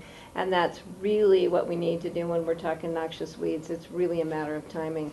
No need to go out there if they've already bloomed and spread everywhere, so the sooner we can nip them in the bud, no pun intended, the better. So we do appreciate that cooperative effort. yeah, and we've been able to we've had the same 2 applicators for the last almost 3 years, so that really helps when you have that returning person that knows the area and what's going on. And Yeah, so hopefully we can keep those applicators around and they don't promote or move on. Thanks. That's all I had on maintenance. If you guys had any questions? Okay, moving along the book, I'll just go ahead and close out the end of it, then I'll bounce back to you. I don't want to talk about budgets, but the last section of our book, I assume some of you know Tracy Truelove. She's our region PIO person right here in the back. She's really our key to kind of communications. There's a lot of information on here, what we're doing at CDOT about trying to have active websites, Code Trip. I know a lot of you probably already use that. This is good stuff though for constituents to say, how do I get updates? Well, you can sign up and be on our email alert with c.gov. And so there's different things in here that's really just kind of more information. Again, if there's ever questions, Tracy is our region PIO. We went for years and years in Region 3 without a regional person. We shared somebody with Region 5, so we're lucky to have Tracy. She lives right here in Glenwood, well, not right here, but down the road in Glenwood Springs. Her email is on the last page at the bottom, and she's always very responsive with questions as things come up to you guys. If you're wondering about projects and you can't get answers, certainly she's there. Another piece of news, if you've not already heard, you do have a new transportation commissioner for District 7. Her name's Catherine Hall.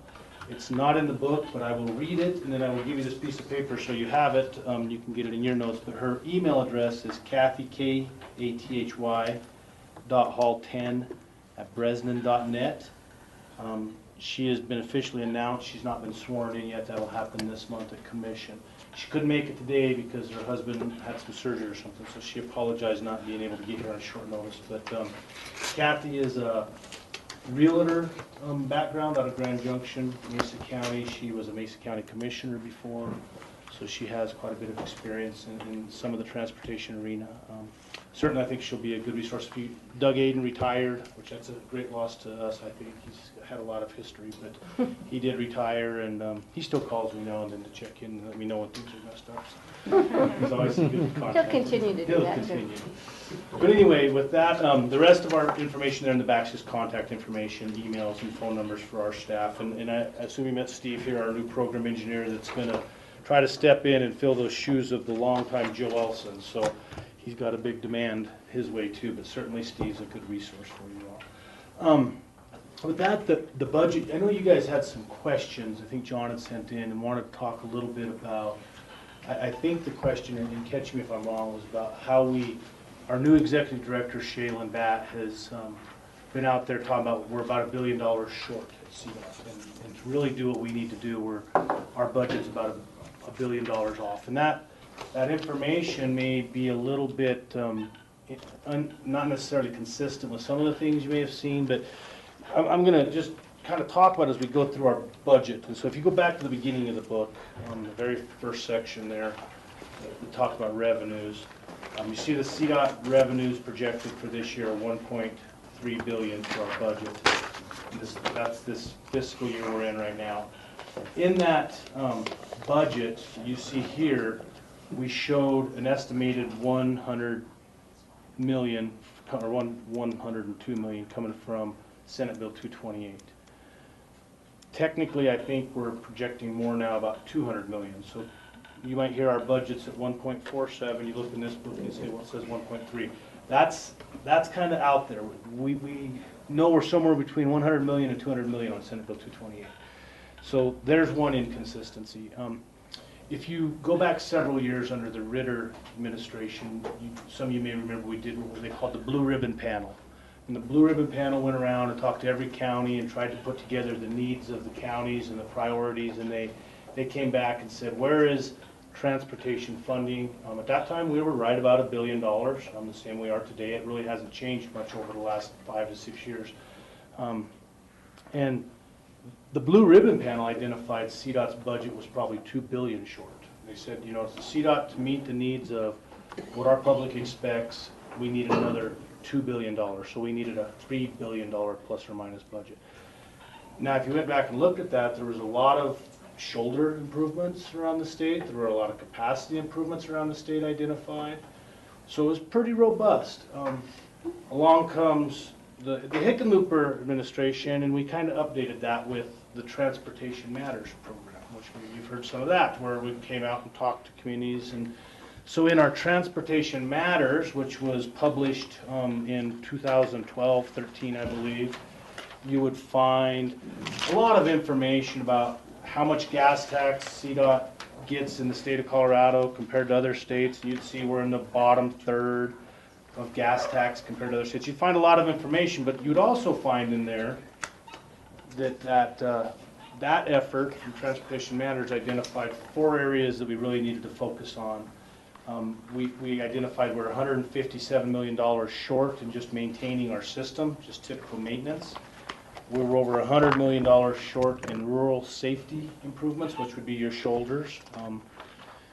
There was a $500 million mark for congestion. We had identified we needed to address congestion. And the picture, and that's kind of interesting, because that's I-70 West going down into Denver, so y'all know that that's got a congestion issue at times. And then there was the inner transit and in multimodal, and they said we're about $1,500 million off just to meet our needs.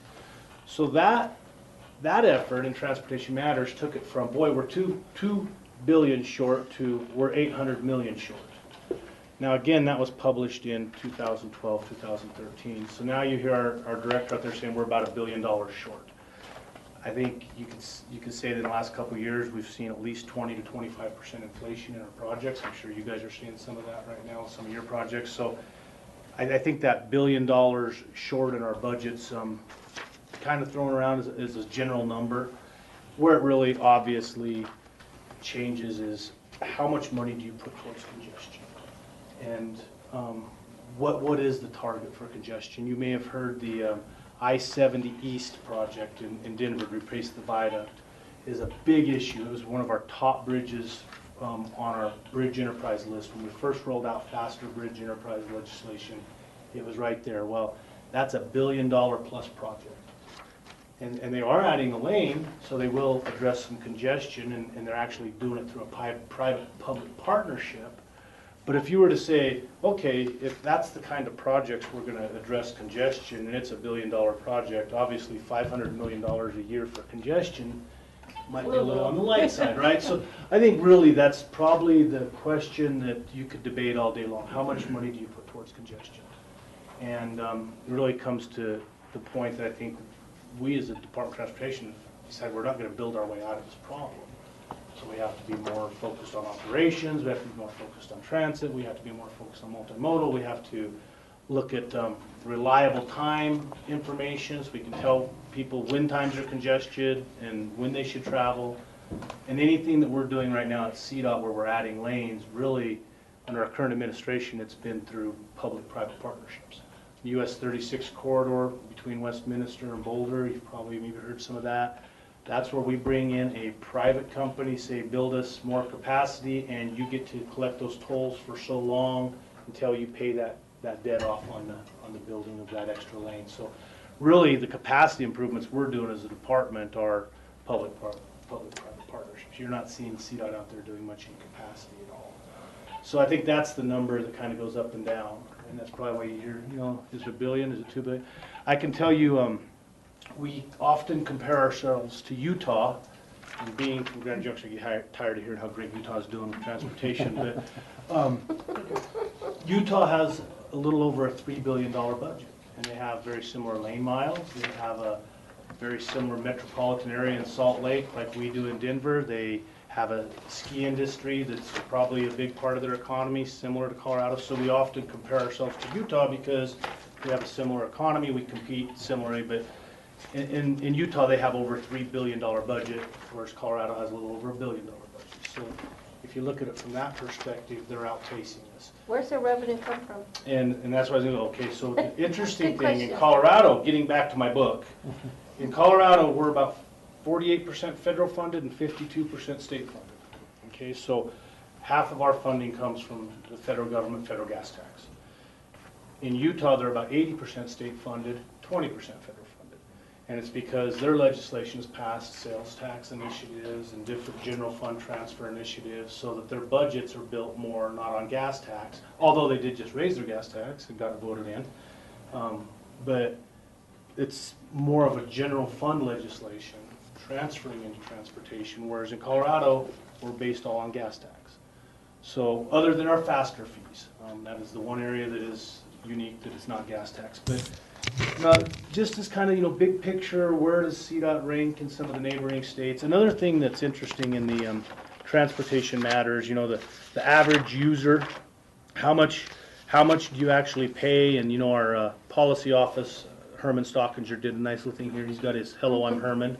But by the way, Ron Papstar is here. He works for Herman in the policy office. But so he said, you know, the average person pays about $25 a month in transportation costs between gas and your registrations. And some of the rural people may pay a little more because they have more distance. They may have more fees for heavier equipment, heavier vehicles. And they said approximately $73 for a rural location. Now, I think some people pay less than that, but that's kind of an average, and you think about it, we pay a lot more than that for our cell phone every month. But when you put it in perspective, I think you know, there's really the gas tax is what those fees are adding up, and we're 22 cents state, 18 cents federal. That hasn't changed since 1992. Again, there's charts in here that show the inflation and, you know, what that means, and we're just not keeping up with gas tax. That's the bottom line. So what does it take for gas tax to create another $1 billion? Well, on the second pie chart here, you can see that, you want to jump in? No. Oh. Go ahead, please. Okay. And then, I'm sorry, Commissioner. The second page, you see the pie chart of the CDOT HUTF fund. Okay, that's state revenues. What makes up state revenue? You can see there's the motor fuel taxes and there's motor registrations and our faster fees. So there's $564 million a year that comes to CDOT and gas tax. So That's generated off your 22 cents a gallon. So if you wanted to just bump it up $500 million, you'd have to double your gas tax. So there's maybe a general rule of thumb to say, well, so how much gas tax do you need to create another $1 billion? It's pretty significant if it was just the state level. That's just some real general kind of things. So with that, Yeah. some questions. Yeah, we have a There's some gas tax segue on that Yeah, for that's a sure. great segue. Just a couple of things, and knowing we're not going to solve it here. Picken County submitted to CCI for our legislative/administrative agenda for this year that we see if we can build consensus among the various parties of CCI to promote the idea, and we put it out there, I think, as either a 10 or 15 cent a gallon gasoline tax increase, but let everyone know we're flexible on that, and we just want to start the discussion again more seriously. I'm hopeful, but I don't know that they will perhaps make their December meeting kind of focused around a facilitated session. And we understand the politics behind this. We've talked to different representatives, both sides of the aisle, and it's kind of like, well, we don't want to be the party that put a gas tax on the ballot in 2016 and then have to run opposing it or for it or whatever. I've heard other people say, we don't want a gas tax on the ballot because then it'll turn out all the wrong voters who are just no on everything, and all this kind of stuff. But and it may be pie in the sky, but the hope was that maybe if CML and CCI could come together in a bipartisan fashion and ask the legislature, please put this on, because we need the public to vote on it. We need them to say yes or no to this. And so that's one thing that we're doing and trying to pull forward. Back to the Club 20 Economic Development meeting, which was just at Club 20 2.5 weeks ago. Kathy Hall was there. She's one of the longstanding Club 20 members. And Doug Aden gave our presentation to the governor. The Transportation Committee of Club 20 has passed a resolution calling for a gasoline tax increase and saying they will support bonding if there is an additional revenue source to help carry that bond. I did go down and testify against the bonding last year, despite a lot of counties wanting it, because there just simply wasn't the revenue to support it and maintain West Slope maintenance. And so I think there's a couple of things kind of going forward from here. One is that this type of information, and as updated as possible, would be very helpful for our groups to be able to hopefully come together and see if there's something we can do. And I think it's really important as background information on this that people understand that if we're not doing this, we're going to be a toll state, that you're going to hit far more tolls and pay more in tolls than you are going to in gasoline tax. I mean, I commute regularly from Boulder down to the legislative sessions, and I'm already getting my transponder and things like that. But it'd be probably less expensive in the course of one winter season to pay more gas tax than tolls on one small stretch of road. But people need to know what that dynamic is. The other thing, just so you are aware, is that the governor, of course, turned it back to some of the elected legislators in the room and asked J. Paul Brown and Ewell and Willett, well, what do you guys think about a gasoline tax increase? And they both said, we have to kind of swallow hard, but if there's enough education out there with people, that we really get the message out about what's happening to our roads, where your dollar goes, and why we need to raise this, they would support it.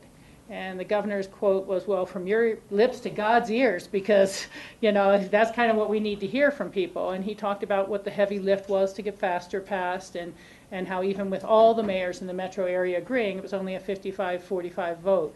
But, for me personally, having worked on a lot of campaigns over time, I think that 2016 is going to be a very big turnout year, and a year you have a good opportunity. The resort communities have been pretty concerned about sales tax, quite frankly. I mean, and we are in our community even turning to sales tax to support the schools because the school budget is so messed up and the state budget is so messed up. But Snowmass is at 10.4% now, sales tax, and at a certain level you cannot compete with other national resorts when your sales tax is that high. And one last comment would be, last year when that bonding measure came up, they pulled a project list from the TPRs that, to my perception of it, it was a list of, oh, well, this is what we'll do if we get the extra 200 million a year for the next 20 years from the state. It was not a project list where people said, this is the last of all capital that's going to be funded through a bond issue for 20 years, is your name on it.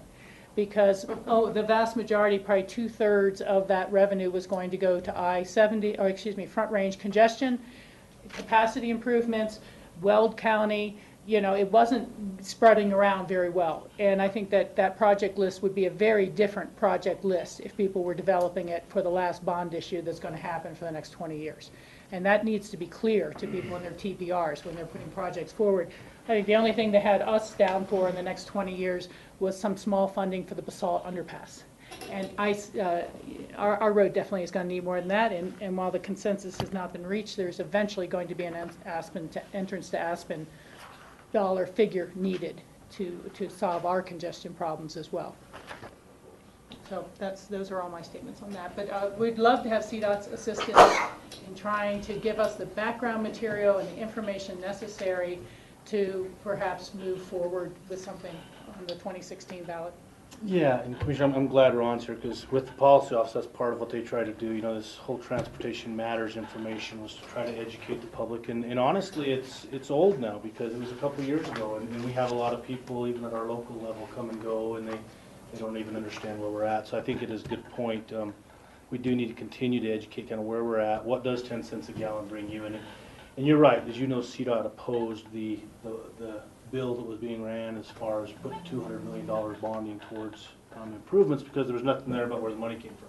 Yep. If it had said, hey, you're going to do this with a 10-cent gas tax, it made a difference. But when you start looking at our existing budget, if you pull $200 million a year, that's taking away from culverts and pavements and just maintaining our system. So then we go the wrong direction, and especially for rural Colorado, it would be very damaging to us. So, and I have heard that from Club 20. They are pretty supportive of the gas tax discussion.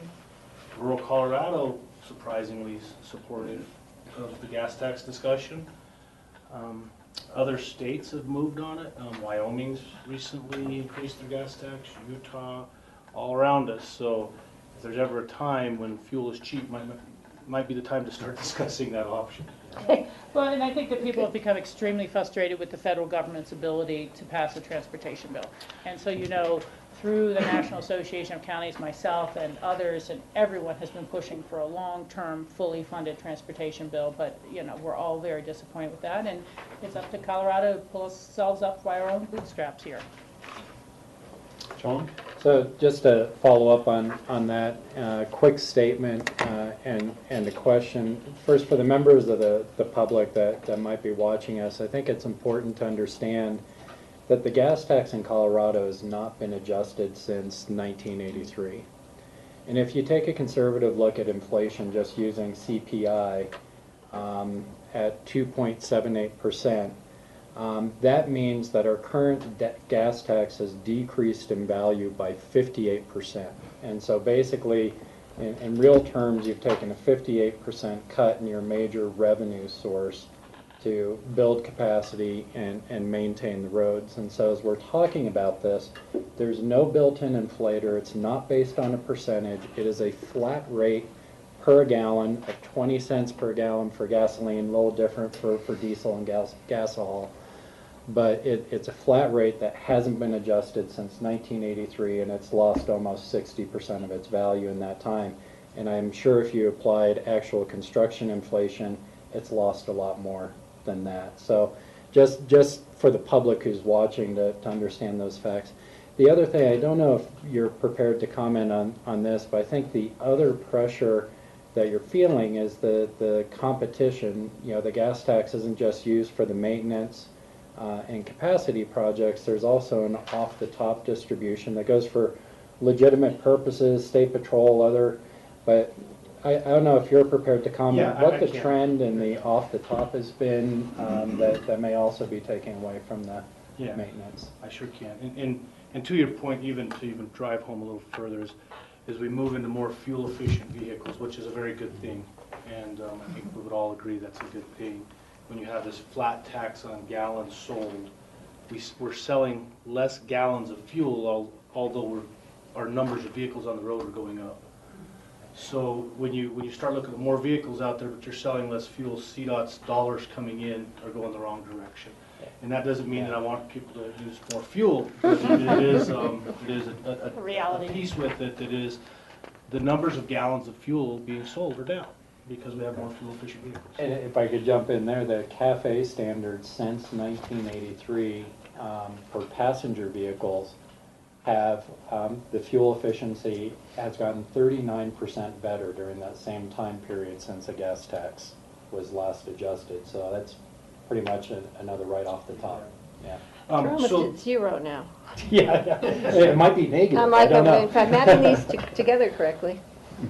So your second pie chart that you see up here is, okay, so even though I talk, we don't have a lot of money in transportation, there's still a lot of money here. Where does it go? So when you look at the state funds collected, the top chart shows where it's coming from, your motor fuels, your registrations, but then the bottom part shows where it goes. So CDOT gets a little over half of the funding collected through our HUTF fund. Counties get a portion of that, cities get a portion of that for their roadways. And then there's this, what we call our off-the-top appropriations. Now that is your Colorado State Patrol, that's your Department of Revenue, your ports of entries, all very valid needs. And in fact, Colorado State Patrol is a big partner for us on the I-70 corridor for winter operations. And when we say we need more help, they say we don't have enough money. So they got their own challenges, but that off-the-top appropriations is allowed to grow. So when you look at the piece of pie there, if you were to go back a few years, you'd see the piece of pie off the top was smaller. So it's growing at 2.5% every year. So the pie's not getting any larger, just that slice of pie gets larger. So then that even makes it a little harder for us, for all of us, the cities and counties as well, to meet their needs. So that's always a point of contention. It's always something we watch, something we're concerned about. But it is important to know that those programs are also funded out of the gas tax. It's not all going to the roads and the bridges. There's other programs such as CSP that get funded. So that's that off-the-top appropriations that, and again, at CDOT we always say, hey, we need to grow our part of the pie too. So it's a challenge. But and you know, to the whole point, our population, they say, you know, from when we have the chart in the little handout we had, the Transportation Matters, and I wish I had got that to you sooner, but it shows from 1990 to 2010, our vehicle miles traveled were up 57%. Our population was up 53%. So again, we're not adjusting for what's going on in Colorado. There's a lot more people, there's a lot more people on the roads, and we're not adjusting the issue. We're just maintaining what we had. So that's our challenge. With that, our budget's in here too. The next page is a real long handout of, I come here every year and I tell you CDOT doesn't have enough money, but we still have $1.3 billion, so we try to be transparent and show you where that's going, and there's a breakout of every line in here. When you see CDOT performed work, that means that's our maintenance crews, our orange trucks that you see out on the road. From the state budget, that's about $250 million of that. The biggest portions being in the snow and ice, which snow and ice is $73 million a year statewide, and then our signing and striping, which is about $67 million. So in that CDOT performed work, like I say, it's about 250 plus million. And then it goes through and shows you know, what we're doing in surface treatment and safety and structures. And I'm not going to go through every line, but it is good information if you're curious and you want something to kind of look at to say what does CDOT do with their money. The one that I always point out at the bottom of that page is our debt service. So those who've been around a long time know that our last big bill for transportation was Senate Bill 1. And when Senate Bill 1 was passed back in 1997, is that something right? Senate Bill 197? Somewhere back then. Okay, so we bonded. And when we bonded under Senate Bill 1, we built Highway 82, the 4-lane. We built Highway 50 between Delta and Grand Junction. We built T-Rex over in Denver out of the Senate Bill 1 funding. When we did that, we were getting a general fund transfer to transportation. So we went out and bonded, planning on getting that general fund transfer every year to pay back those bonds. When the economy tanked, we still had to pay back our bonds. We didn't no longer get a general fund transfer, so the commission had to take out of their budget this bond repayment. So we've been paying back this $167 million for strategic projects debt service every year. The good news is that is set to be completed in 2017. So that's the good news. However, Commission's pretty much already identified we're short in just maintaining what we have. If you go back to tying it to Transportation Matters, I said we're $157 million short in maintaining what we have. So they've already kind of identified that's what's going to limp us along to maintain what we have. So thank goodness that the debt service is getting paid off because we're headed down a bad path. So that's where the Commission is right now. If, okay, so when we pay off those bonds, what are we going to do with the funding? It's to maintain the system. The other piece that's out there is the Senate Bill 228. So when Senate Bill 228 was put in place, it basically replaced the old Senate Bill 1 legislation. And it said if our economy grows to a certain point, then CDOT would get a transfer from the general fund. And I believe, don't quote me exact, I think it was up to 4% growth in our economy, we get a transfer. Our projection going into this year was we could see a $200 million a year for 5-year transfer into transportation. So that $200 million a year was starting to sound like, oh, maybe we can get some things done. Unfortunately, along comes Tabor, and if Tabor says if the economy grows too much, then we have to refund, and the first people that don't get any general fund transfer, CDOT. So now our projections are we may see $200 million total out of Senate Bill 228, but Tabor's going to kick in, so we will not get that transfer. So what will we do with $200 million? I mentioned it a minute ago, the big elephant in the room for CDOT is the I-70 viaduct in Denver, the I-70 East portion. It is a critical structure for us. It is a structure that's in very poor shape. So as the Commission has looked at that, this $1 billion price tag, they realize they're a little short in our bridge enterprise funding. Bridge enterprise can bring about $500 million to the table, but they don't want to put all of our bridge money into that because there's bridges all over the state. So they've looked for other alternatives to bring in money. They've got Denver's bringing in money, Dr. Cogg's bringing in money.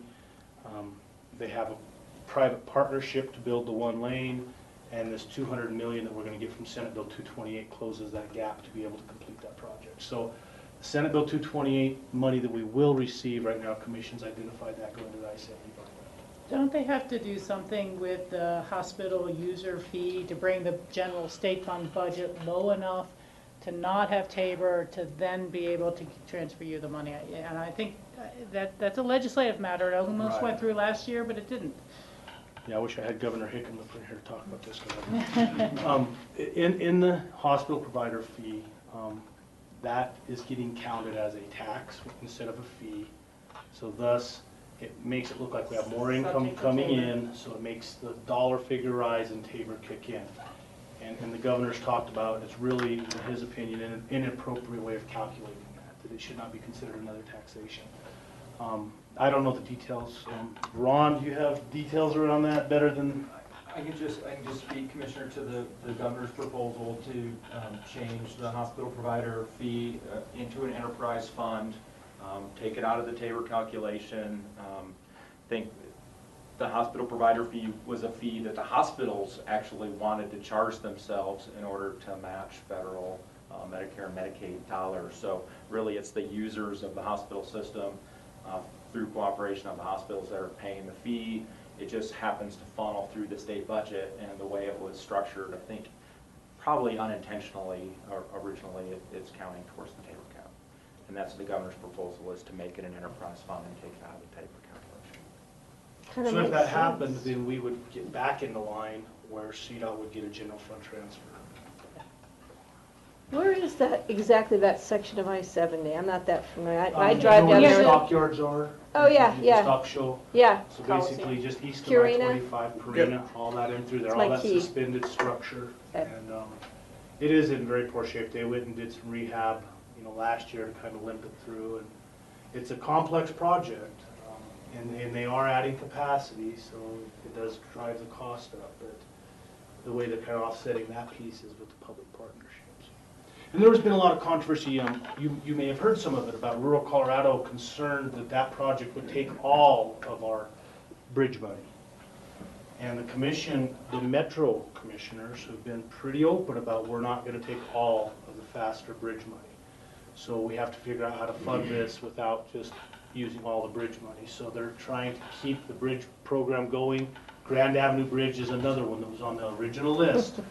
So there was a lot of concern about, boy, if we don't deliver Grand Avenue Bridge, will I-70 East take our funding?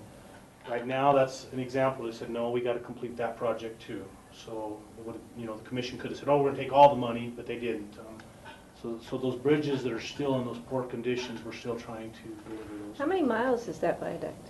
A little over a mile. About 2, I think. Yeah, I think it's a 2 or 3 mile project. That's a pretty significant section. I Oh. was just down there driving it a lot this last week, so glad I'm not driving it now that I know that. I think it's safe, but it's not going to be for long if we don't do something. With that, I don't know if there's anything else on the budget. Oh, that was a good explanation. And I know I'm probably over time. The rest of it is our region at a glance. I think you all know our region is 15 counties, Pitkin County being one of those. And our maintenance section, TJ's the deputy in our maintenance section. Don Poole is your supervisor out of Glenwood Springs. Steve Olson being our new program engineer took Joe's spot. I am in the process of replacing our east program engineer who has Eagle County, Lake County, Summit County. I just completed interviews yesterday. I can't announce it to you today, but it will be coming out shortly. And it's a CDOT employee that you all know. So with that, I had our traffic group. We did do some things different with our faster safety program. We just recently went through a statewide audit of faster safety. And in this region, when we worked with our TPRs, we always set aside a certain portion of money that we would identify the highest priority intersections. So we'd reach out to the counties and the cities and say, send us your most important intersections. And then we would go through and we'd study those and see where the most accidents are, where the most pedestrian conflicts are, you know, and try to prioritize from a safety perspective where we put the money. We also helped try to build shoulders and replace critical infrastructure that we felt was safety. But what this audit found, statewide, everybody wasn't doing things the same. We might have a great program over here, but in another region, they were doing something slightly different. Not that people weren't meeting safety needs, but could we defend as a state, this faster legislation is always being challenged, can we defend, we're always getting the highest cost benefit out of that. So in the traffic section, there's actually, I'm sorry, before that, it's the program update on page, You want one step before we go to program update? Or do you want to jump it? we're kind of running short. So. Okay, go ahead. But so on page 24 talks about the faster safety selection process. And Sean, do you want to kind of come up and hit on that real quick?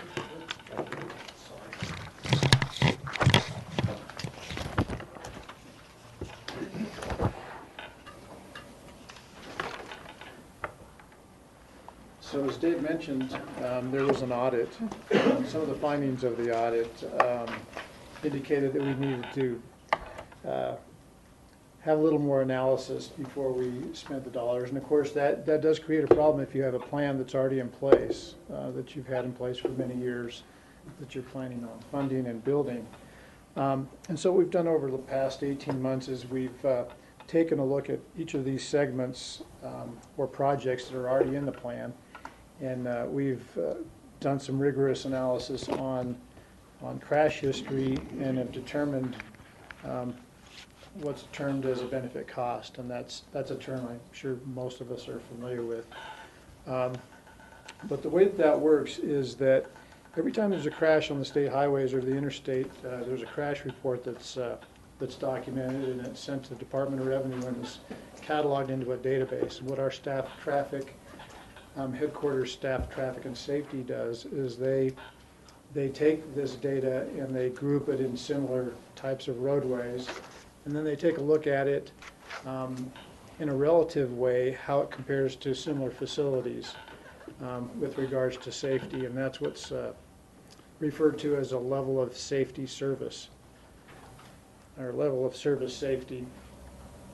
And then as projects are already identified or as projects are being scoped, what we do is we take a look at specific areas, and they're on page 26. Is it 26? Yes, 26. That's an example map of an area. I don't even Yeah, Dave mentioned there on page 25, there's a map, and this is an example. For example, Moffett County has a few state highways in it, and the red segments indicate areas where the level of safety is above a certain level. In other words, they go in here and grade on the curve these different segments of highway.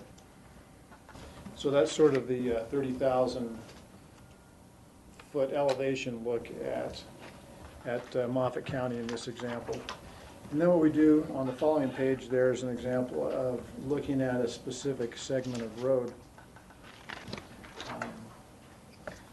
and compare it to similar two-lane highways and group it by level of service safety. The very bottom graph there on page 26 actually shows a segment of state highway between mile marker 146 and 156. And as you can see there, there's some spikes on that graph. What that indicates is there's a certain type of crash that's occurring at those locations where we go in and we take a further look at each one of the crashes and try to determine what the cause is. And routinely we find that there are some improvements that we can put in place funded by faster safety funds that will bring a safety return on the dollar spent. And that's what's shown there on page 27 is actually a benefit cost calculator that's been developed in the state of Colorado. We do lead the nation in a lot of our analysis and benefit cost tools. Right here it's showing that shoulder widening can bring a benefit of 25-cent return on the dollar, and that's what the threshold is for faster safety funds. And this particular stretch of road qualifies or justifies $3.4 million worth of funds. Obviously, we don't have that much every year, but if there were a resurfacing project that went through this area, we would surgically apply a certain amount of funding to those areas for widened shoulders. And we found that by taking this approach, we've had good success. In fact, in this area, the Snowmass Canyon project for de-icing detection with the VMS board, we've just found out that project there has reduced crashes that are related to ice and snow by 50% just in the years that it's been in place. And that was under a separate funding program called our hazard elimination. But it's the same concept. Rachel? Yeah, understanding that there are 5-year plans and tough allocation models to be followed, I just would like to point out that the State Highway 82 Basalt Buttermilk pedestrian underpass, it was requesting $250,000 a few, but our local match was down as $1 million. That's the single highest ratio. That's an overmatch of 4 to 1 compared to every other project here. Some are 50-50, whatever.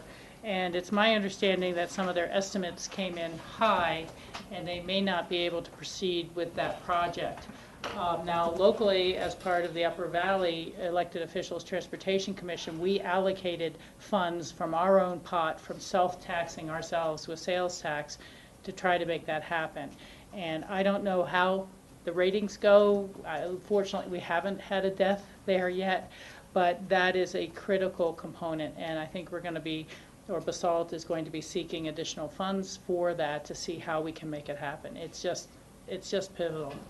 That's correct. And CDOT does have $800,000 of faster safety in there, and the $800,000 of the faster safety is actually being justified Separately. Based on a pedestrian vehicle conflict or two that have occurred at that location. And so that's kind of our upper threshold of participation. So it's a good point though, because that's a blended project, right? Yeah, that's correct. I was going to say on page 13 of the handout, it's the statewide transportation improvement program, and if you look at the FY16 columns, CDOT's got $800,000 in faster safety going to the Basalt underpass. The Intermountain Transportation Planning Regions prioritize $1 million in regional priority program funds. And then CDOT's also administering a different program called Transportation Alternatives. And I think we're bringing another couple $100,000 to that project through that program. So we've got a fair amount of money coming to that. We understand that it did come in with bids way higher than what were originally estimated. And so we've looked around, and in order for us to really increase some of these funding levels, it would have to go through the Intermountain TPR. And there's some chance we could come up with a little bit more Transportation Alternative Program funds, but those are pretty much allocated across the board. So we're hoping that if it goes back out to bid, that bids come in a little bit better than what happened last time around. But you know, Commissioner, it's a good point, and why I brought our traffic group to talk about our faster safety program. So because we're data driven on that faster safety program, it has to meet a certain threshold for cost benefit. That project qualifies, say, for $800,000. And more than that, the cost starts to exceed the benefit, and all of a sudden our hands will be a little more tied in the future about saying, well, we'll put more faster safety. We know it's a critical So safety I should issue. go down there and kind of rear end somebody. Well, that's the terrible part sometimes, right? You try to be proactive rather than Scary reactive. intersection. But we do try to blend money. So when they needed money, the other sources are very limited region priority program, and Intermountain TPR over 7 years, and over 5 years gets about $7 million. So some of that money got allocated to Grand Avenue Bridge. Sure, Some of no, it didn't I get understand. I'm allocated just- here. So we're trying, but I do think it's a challenge on this one because we've looked. When we heard it went, high, we're like, okay, what are we gonna do? And I think that the Transportation Alternatives Program had a little bit of money coming back. We did reach out to SALT and said, we may have another $100,000 or something. This is small. Every little bit helps, though. Yeah. Okay. So Steve, I have a question, and I'm not sure, but it's not really related, but since we're on Highway 82, we've got two representatives from City Council sitting here, and I am not in agreement with City Council's efforts on the Castle Creek Bridge. Castle Creek Bridge is a CDOT, it's a state bridge, correct? So do any changes to that bridge have to come through anything with CDOT in our region? Like changing the laneage, widening the sidewalk, any of that? I mean, Well, come on, jump in there. I haven't heard what the proposal is, to be honest, Commissioner. So this is a new one Yes, for you? if it's a state-owned bridge. There'll be a CDOT process of some sort, that's all I need to Yeah, know. and if it's a private project, we will have to agree with it. I'll tell you where things get kind of strange is, we just had a similar project where they were putting sidewalks on a bridge in Montrose, and it all looked like it was going great, but we forgot to do the load analysis through the engineer. And it came in at the 11th hour, getting ready to build the sidewalks, and somebody on our staff said, well, you never did the load analysis, you can't widen the sidewalk because that bridge is already restricted. So you never know what might jump up and catch us, but yes. There'll be a it would CDOT it would be a process joint of some process. sort, okay, I just needed to know if there was an opportunity to be involved at that point. That's all I needed to know. Are we open just for general comments and questions? So back up on 133. The Historic District of Redstone, as you know, we're finishing up a project in Elk Park, and we had CDOT monies and scenic byway monies to help that project go through, which is great. So we're going to have a kiosk up there for informational and redoing the parking area and some other amenities. And then right across the highway, of course, are the historic coke ovens, which is, again, another tourist attraction, and people are stopping to look at that. And the idea, of course, with the development of Elk Park, with that master plan, is to encourage people to venture into the Historic District of Redstone and enjoy all the amenities. So the concern up there, I don't know if you've heard this yet, but the concern up there is once that Elk Park becomes operational, that we'll see people parking there where we want them to park, but then we'll probably see people crossing Highway 133 to go over to the coke ovens, or vice versa.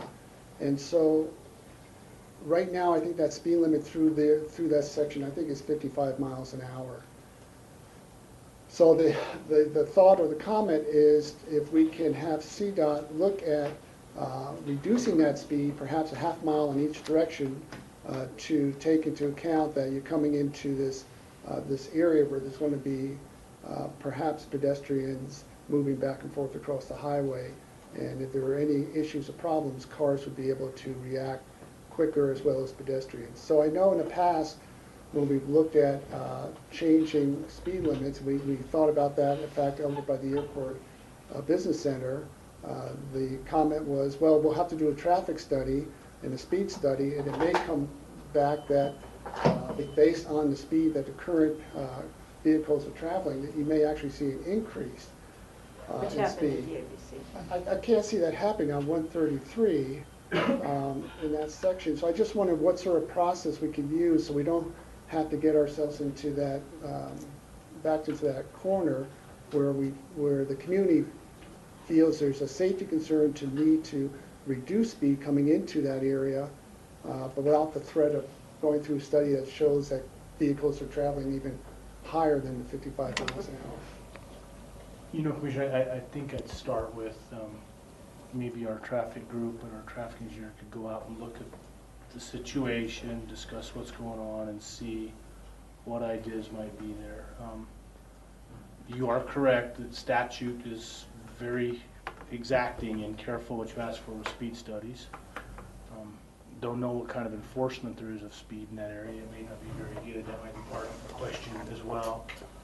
But maybe the first step would be to kind of go out there. I think, did I read there's something at a public meeting or something coming up? Commissioner, are you part of the caucus that residents put together? Well, I attended caucus meetings, Oh, okay. and that came up at a caucus meeting a few months past, and I said I'd be happy to help facilitate a meeting if necessary. And, yeah.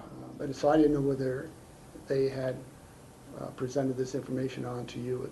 So maybe if we meet with them, we want to include you in that invite, make sure you're there so we can address. I think that's the place to start, right, is talk about what can we do to provide good safety in there, and there might be a few ideas.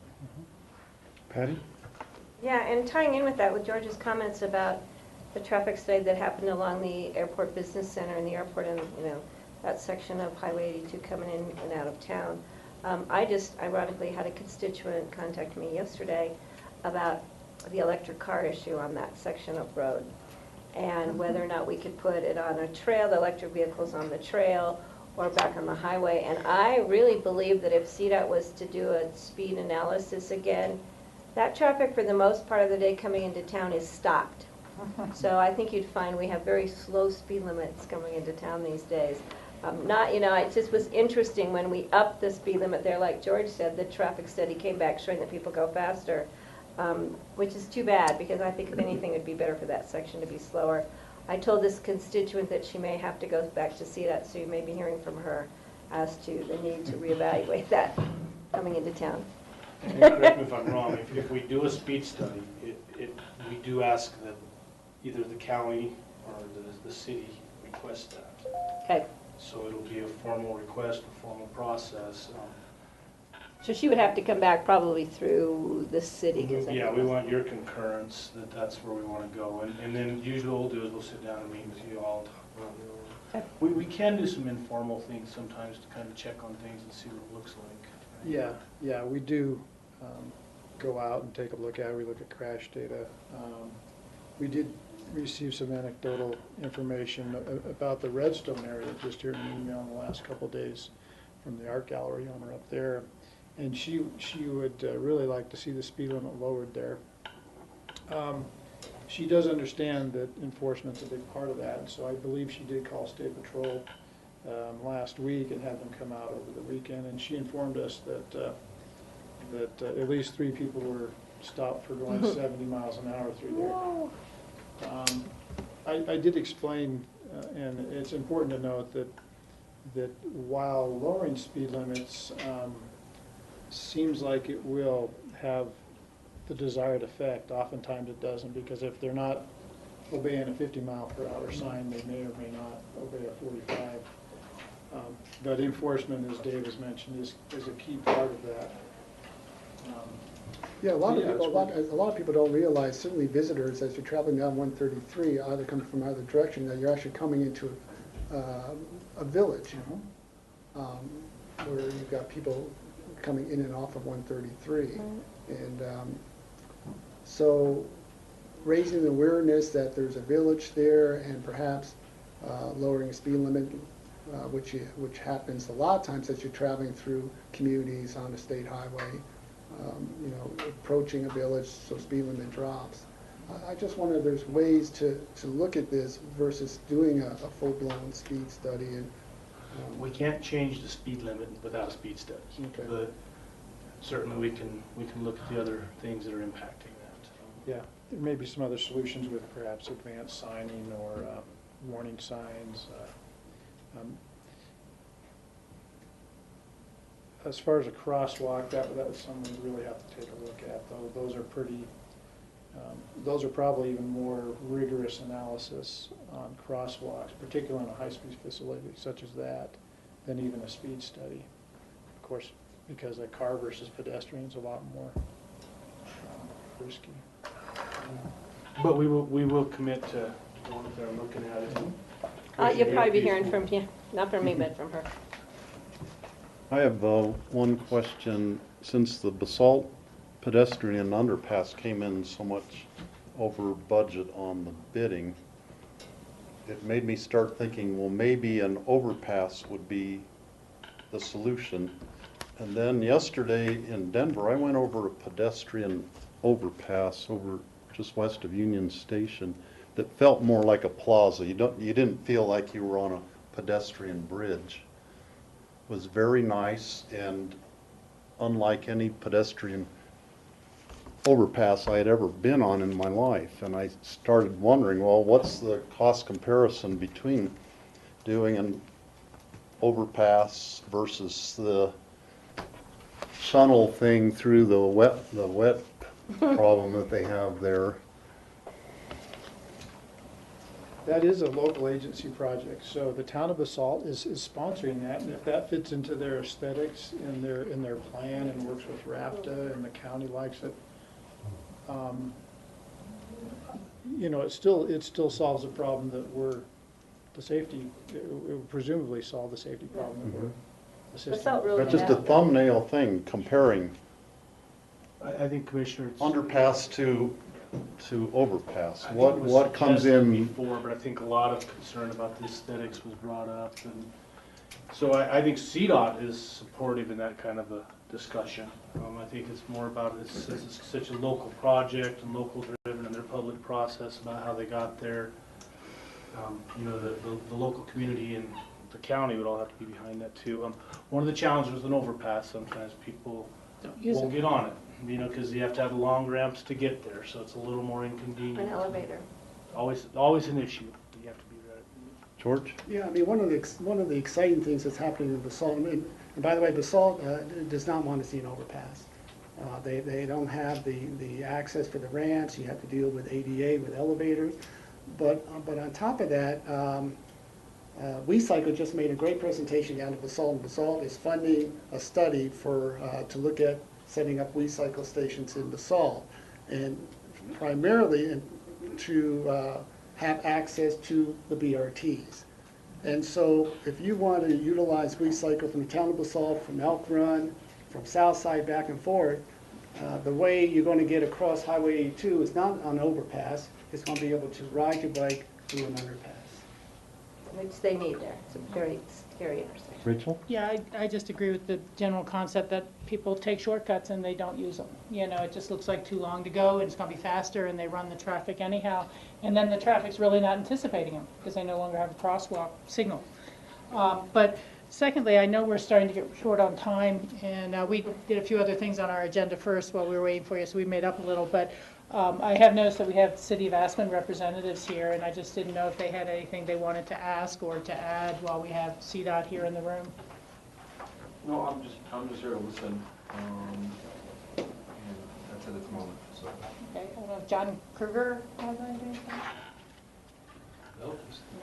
Okay, Bert. And we have Bert. do have a question about the stoplights on Main Street. Some of them seem to change automatically for the pedestrians and some of them don't. And if there's a way to make them all change for crossing Main,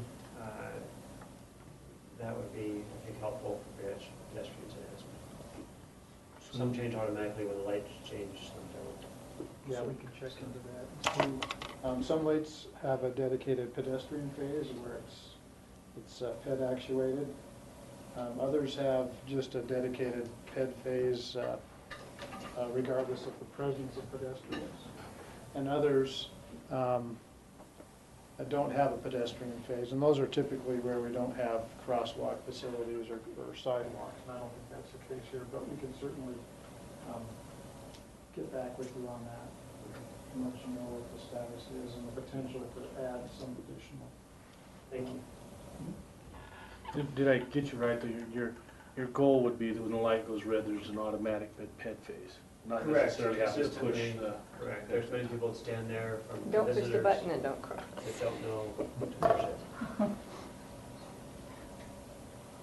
And Bert, in line with that, I don't know who's responsible, but the crossing at the Main Street and Pepke Park there with the flashing signal for pedestrians, I think works exceptionally well. It really, because that was a scary intersection for both traffic flows and pedestrian flows, and it's been, I think, people are actually stopping because the one up here, right across from here at Hunter, trying to cross there, sometimes you're taking your life in your hands. So that works really well, that flashing light. Thanks, Okay, any other commissioner questions or comments? Rachel? Just one last, and I'm sorry I forgot this a little out of sequence. I don't know if CDOT has the ability to do polling itself about the public sentiments, but in some of the discussions, naturally with the Front Range, people are like, oh, gasoline tax will never go anywhere, it's got to be sales tax. And, you know, I know that's dependent on a poll taken a good year and a half ago when we were still in the Depression. Gasoline prices were a lot higher.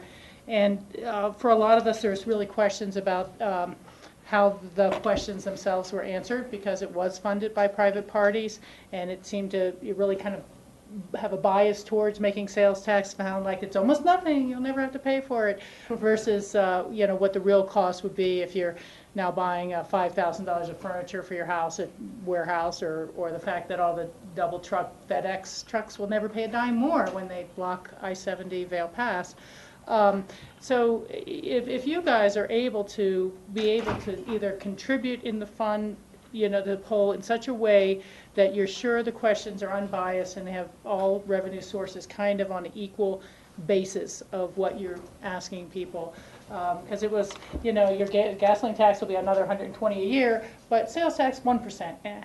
You know, it didn't say if you spend $30,000 a year on food, groceries, furniture, and things like this, it's going to actually be X. And I just like to make sure it's equal, and perhaps we can get this conversation off to a better start if we have updated polls on public opinions at this time. And even ask something, you know, along the lines of, you know, what average car repairs are now. I know there's new national stats that are coming out because of how badly our roadways are declining nationwide. People are spending very high numbers for car repairs based on alignments and potholes and chip windows and everything else. So just whatever you can do to help kickstart that process would be really helpful.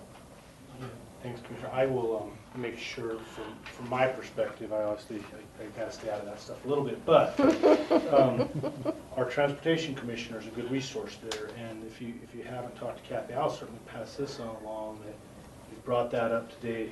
You know, there's an interest here to talk about it and to talk about what did we do last time, and maybe I can even have Kathy reach out to you a little bit, and sure, maybe you guys can talk about how that might be done more effectively. Thank you. Yeah, John. I just think of one thing to say, John Kruger at the City of Aspen, we want to thank not for these guys, but for some of the funding that the city has received on and the area on different projects over the years. Recently, Ruby Park is a good example, bus grants both here and Snowmass. So we do work with Dave and Region 3 and the TPR for some of that funding, and we're very appreciative of the funding we do get toward those projects and toward bus replacements and the like. Mostly it's all faster funding, but we work closely with those guys. And so I just want to say thank you for working with us on that. Thanks. Thank you very much. for Thank you having all us, for and again, I coming. apologize for. That's okay, we kept Promise next busy. year I'll be on time. We kept busy. We're flexible and we adjusted our Just mind those speed agenda a little and limits. it worked out fine. Appreciate you for coming up. Thanks. Thank you. Just turn look at that roundabout on the way out. So what are we doing? Do we want to take a 5-minute break? Yes, Board? please. 5-minute break? Yeah, she said we're gonna catch you on.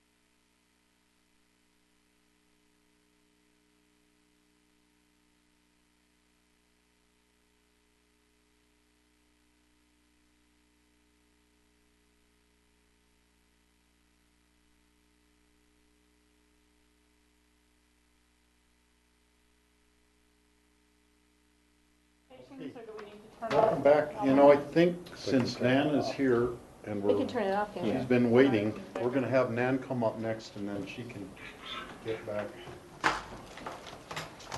Thank you. So we have a presentation about the smoke-free Aspen Valley Hospital campus. Right.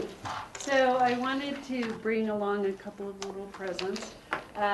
Today is the first day of the Aspen Valley Hospital campus finally going smoke and tobacco free. As you all know, we gave all of our tenants and our neighbors and everyone around the campus 3 months notice that it was our intention to go smoke and tobacco free. The reason why the hospital is doing it is simply that it is about creating a healthy environment for the people who come and visit the hospital campus, whether they live on the campus property or not, or they come to visit. And as you all know, both Whitcomb Terrace and the Health and Human Services building are on the hospital campus. So we came to talk to you about 3 months ago and you all registered some concerns. I want you to know that we took those concerns seriously. We continued to meet during the last 3 months, really looking at the primary concerns that you all had were, is there one place we could find on the campus? You had that concern, whether or not law enforcement knew, and what would happen to families of visitors at the hospital. So we reviewed those questions with the entire team, which included facilities, the hospital, Whitcomb Terrace, Health and Human Services. And the best practice, first of all, in terms of whether there's a place to smoke on campus, we reviewed all best practices and the recommendation was not to have one place because it would be confusing to have an area for smoking. So we continue to identify the campus as smoke and tobacco free. We don't tell people where they can smoke, and we also don't tell them they can't smoke. We just ask them to refrain from smoking while they're on the property. The second issue was law enforcement, and I went directly to Linda Consuegra from Aspen Police Department and Ron Ryan. I've spoken to both of them in person and also followed up with emails. Assured them that we're asking people to respect our policy, and we're not anticipating, this is not a heavy-handed enforcement kind of policy.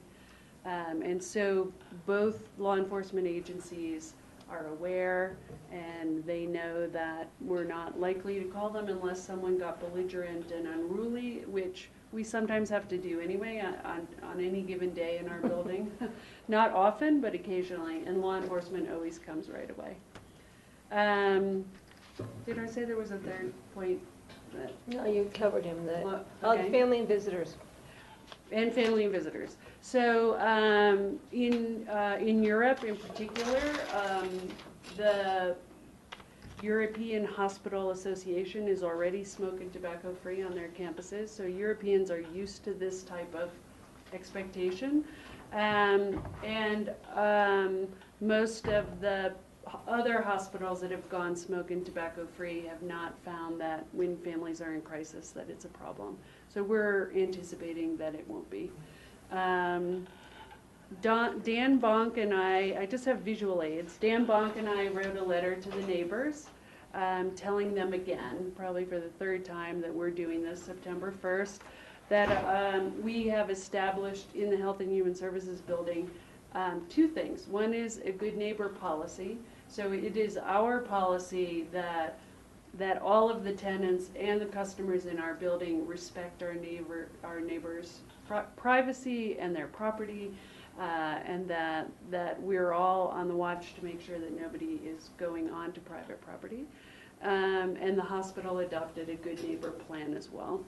And the second thing is that our facilities department, we were wondering whether or not we needed to change the leases or the contracts for the agencies to be in the Health and Human Services building, and the attorney advised the facilities department that because this is an Aspen Valley Hospital campus policy, that we simply need to have a building standard that facilities endorses. So this is posted in our building, as well as signs all over the campus that the campus is now smoke and tobacco free, and that we ask people to respect the policy. So there is no need to change the leases, and ergo, there's no need for you all to take formal action on this. Today, we have these, and I'll hand these out to you. We have these little bags to give to people if they're smoking on the campus, and I just want you to know what it says, because it's really nice. We think it's really nice. It says, "Oops, you may not have known Aspen Valley Hospital properties are smoke and tobacco free. No smoking, vaping, or tobacco use is permitted anywhere on site, including indoor areas, parking lots, rafta bus stop, and walkways around the campus. Thank you for respecting our policy and helping us protect our people and our environment." And on the back is a hospital campus map. It's really small, but people are responding well to it. So we have these bags with these cards, non-nicotine chewing gum, stress balls, and Quitline lip balm. And so we're approaching people gently, in a friendly way, reminding them that we've gone smoke and tobacco free, and we're hoping to ease the transition for everyone. Most everyone who visits our building is aware that we've been going in this direction. So you're not giving out edibles? Giving out what? Edibles? No. Smoke and tobacco free. We didn't mention edibles here, but we mention all products. So is there, more seriously, using that sort of the same verbiage of those cards, are there actually going to be signages at the different buildings, facilities? You can pass those around. You can take as many or not any if you don't want. There's signage all over the campus. So around, just in places where people might take a trail to a neighbor's, in the back of our building by the detox, in our parking lot, at our front door, and then over in the hospital, and then over at Wickham Terrace. They're subtle signs, they're small.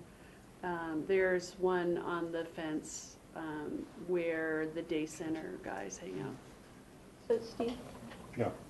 The trail along Castle Creek, is that the hospital campus or is that city? The rafta bus stop, as I understand it, is on our property. The trail is the city, and we've had conversations with the ski trails about what we're doing, so they know. Thank you. But technically, you could go out on the trail and smoke because you're technically not on the hospital campus. We would be asking people to be good neighbors and... But you could without violating this policy, because it's really not the hospital campus. Just want to clarify, because I don't want people then to breach this over to... I totally support a non-smoking environment. I've had concerns about families in crisis. I've had concerns about people trespassing and being out in the bushes smoking their cigarettes because they think they can, or, in the confines of their cars. I am not as happy. I would like to have had a space on the hospital, on the campus for people to go to, a safe environment, where they weren't out in the bushes. We'll just have to see how it pans out. And I just needed to make that point again, because, we've been contacted by a lot of the people who use the day shelter area, that come out there for people in need. And a good portion of that population are smokers or tobacco users, and I'm just hoping that doesn't deter them. They get very dependent, and I wish we could wean everybody off of tobacco products, but we'd be miracle workers at this time. So we'll just have to see how it goes. Thanks. Thank you. You reminded me that we also have a resource list of resources that are available, and the gift shop at the hospital is now carrying nicotine lozenges for people if they feel like they need something while they're there. So just want you to know that we're looking at all these things. We've had 2 people come up to the desk and ask about nicotine replacement therapy. So, is a lozenge not a tobacco product if it's got nicotine in it? It's not the patch. It's a lozenge. Rachel? Yeah, no, you're asking a good question about how they define. Yeah, I mean, I don't, Because you had just, I believe, I heard you mention that you will be handing out nicotine-free gum in the human service? Right. Okay, well, I guess what I'm concerned is particularly for the day shelter, whether we might be able to make some actual nicotine gum available or something. And I realize that the goal is to taper off, but nicotine gum, when people are trying to quit, is actually a lot more expensive than cigarettes.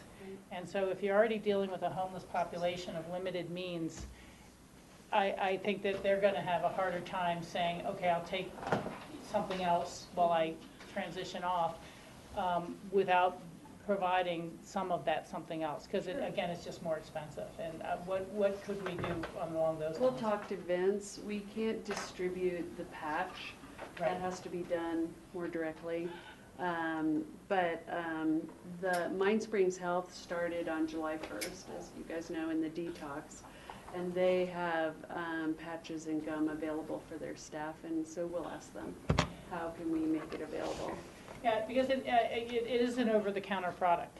You know, it's not as if it's something from prescription, and I just would be wanting to do what we can. I agree. I mean, you're gonna have lozenges in the gift shop, why can't you? Gum. Yeah.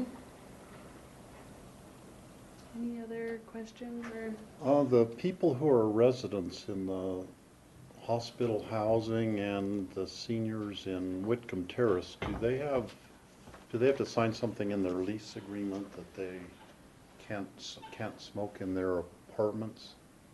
I think those units are all non smoking anyway. Or are they allowed to in their own rooms? They're non-smoking already. Yeah. So I believe that it's in their lease. Yeah. They're not anticipating a change. Okay. This is no change for them, except that the campus is off. They can't go out in their car or smoke out in the parking lot. Right. Yeah. Okay. All right, let's see how it goes. We'll see how it goes. All right, thank you, Nan, for Hey, the thank update, and looking forward to updates. I hope it's 100% successful. Yeah, me too. Thank you. Should have had a stress ball when I was in Denver. Okay, Rather than chocolate chip cookies. let's take a step back and do future agendas right now, and then we'll just go through everything else in the order it is on the agenda. Sure, and I'll try and go through at least my portion of this pretty quick. So next week on the 8th, we're going to probably take the Fly Quiet program off of the agenda during the work session to allow us a little bit more time for the airport development project, just anticipating that may take a little bit more than an hour. And we're still working on finalizing that agenda. We may have a couple more additions. I'd also note for the board that we have a site visit to High Valley Farms on your future agenda set for September 16th. One of the challenges that we're having is that access for the public for that site visit is going to be limited because there are rules, state rules governing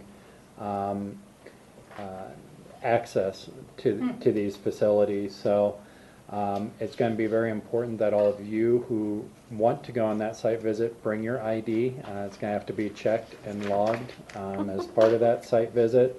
You do have to have a photo ID.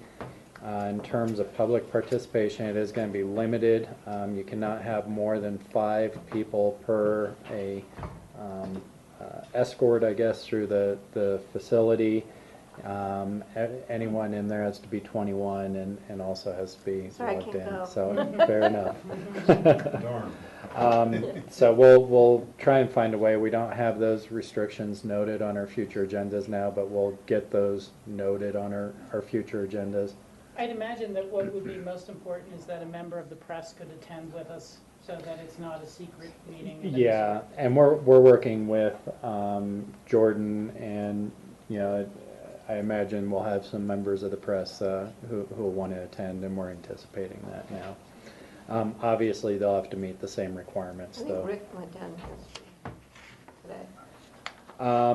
And then the only other thing I'll note, in the interest of getting through quickly, October 6th agenda, that's shaping up to be a possible visit with Lake County, and so that is not on your future agendas right now, but we'll be making those adjustments as we firm those up. Not that it's particularly pressing, but I just want to make you aware that October 6th, that Tuesday, is my birthday. And then beyond that, I will be flying out the next day to Idaho, Boise, Idaho, for the Western Interstate Region Board of Directors meeting. And, you know, that's probably okay. I might have to just drive separately to Lake County and then depart from there. Okay. But we'll see how that's set up time-wise in the agenda. Sounds good. Thank you. Terry Donovan had sent an email to Rachel and me. Yes, I got that. Asking to meet with us at some point and talk about what things are important to Pitkin County. And we will get together with her. We kind of put off scheduling to kind of talk about, do we do it in a joint meeting or such, but I think at this point we just need to move ahead and get scheduled.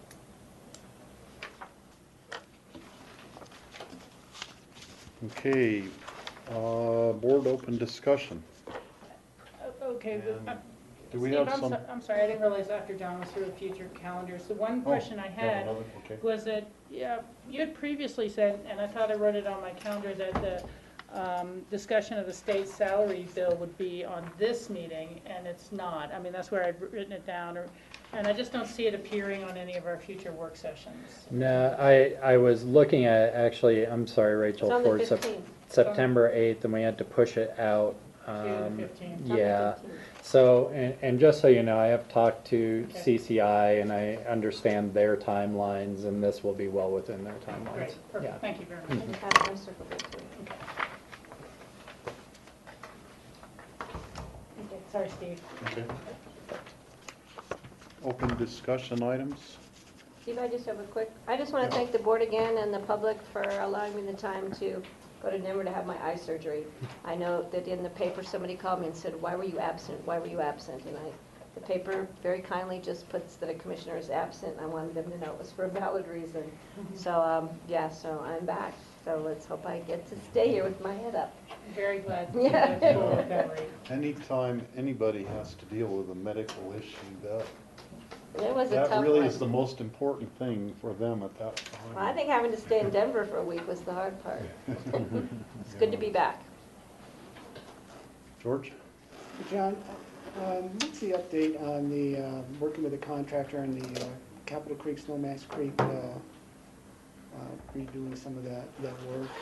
So, two things are going on. I know GR talked to a couple of you that had specific concerns, and George, I don't know if you had an opportunity to do that. And so there's going to be some additional patching done on potholes, and the other thing that we're going to be doing is some additional shoulder work, but it's mostly going to be defining.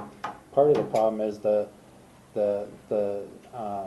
chip seal went unevenly on the shoulders too, and so and we still have some areas that aren't filled in, so we're going to be finishing out the project with some shoulder work and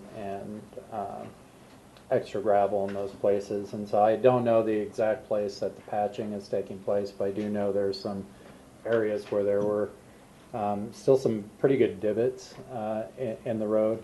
As far as some of the other complaints or concerns that we've received about just the roughness of the chip and how it took, a lot of that is going to work out over time. The chip's going to continue to work in, even though it's been sealed with traffic. The cooler weather apparently does affect how those chips set in. And also, I think we'll see a smoothing out after a winter time of running the snow plows over the chip. You're going to see some of that rougher surface smooth out. So I think the combination of filling in the larger holes, doing the shoulder work, and then just working in the chip some more with more traffic, and then a winter snowplow activity should smooth that out. And so they're going to look at all the way up Snowmass Creek and all the way up Capitol Creek, just to make sure they're not missing any spots on the shoulders? They've done the full drive on them, and there are gonna be some areas that probably aren't, I mean, really to make the road as smooth as like a Castle Creek or some or others, we probably need to rebuild it, which, yeah, would have probably been about a $5 million project. I think this may be our last chip seal opportunity because the base is getting pretty bad, and we are gonna have to probably grind it up and do some rebuild in the future. Do we have an idea when that work will? You know, there's a change order coming in for my signature, I understand, today or tomorrow, so, I don't know the details of that yet.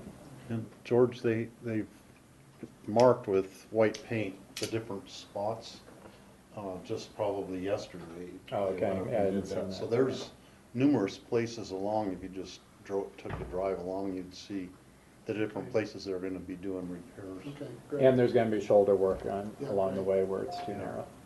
Michael? Speaking of roads, on Upper River Road, we're losing the edge of the road because we've had an enormous amount of construction there recently. I think that's the reason. On So Upper if you River? could send GR out there and check it out. It sounds like what happened on Capitol Creek too. The edge broke down first and then.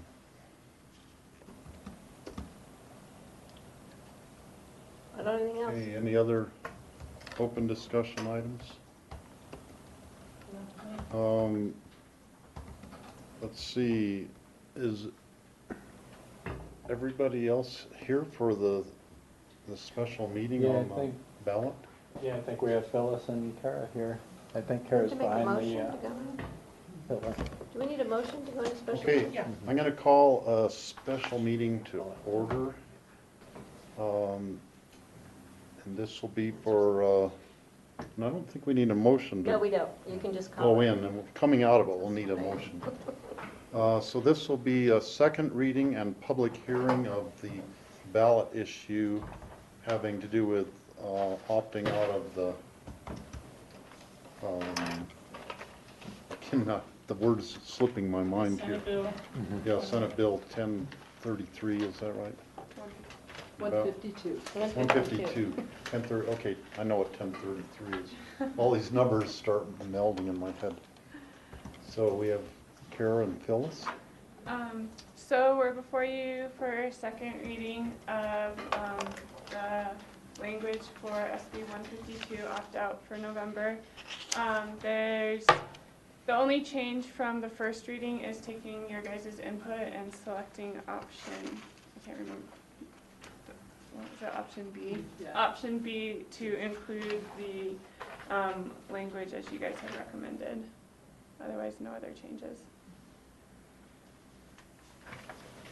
So the language included was about mentioning the services restricted. So just adding that, and I think the public will probably ask, I mean, and it's allowed for us to vote to remove those restrictions. So it's not like we can change state law, it's part of the state law that we can vote. So I think that that's going to be important for the public to know. I like this language, I think it's clear, it's clean, it's not too many words, right, Janice? So we are okay to go, I believe.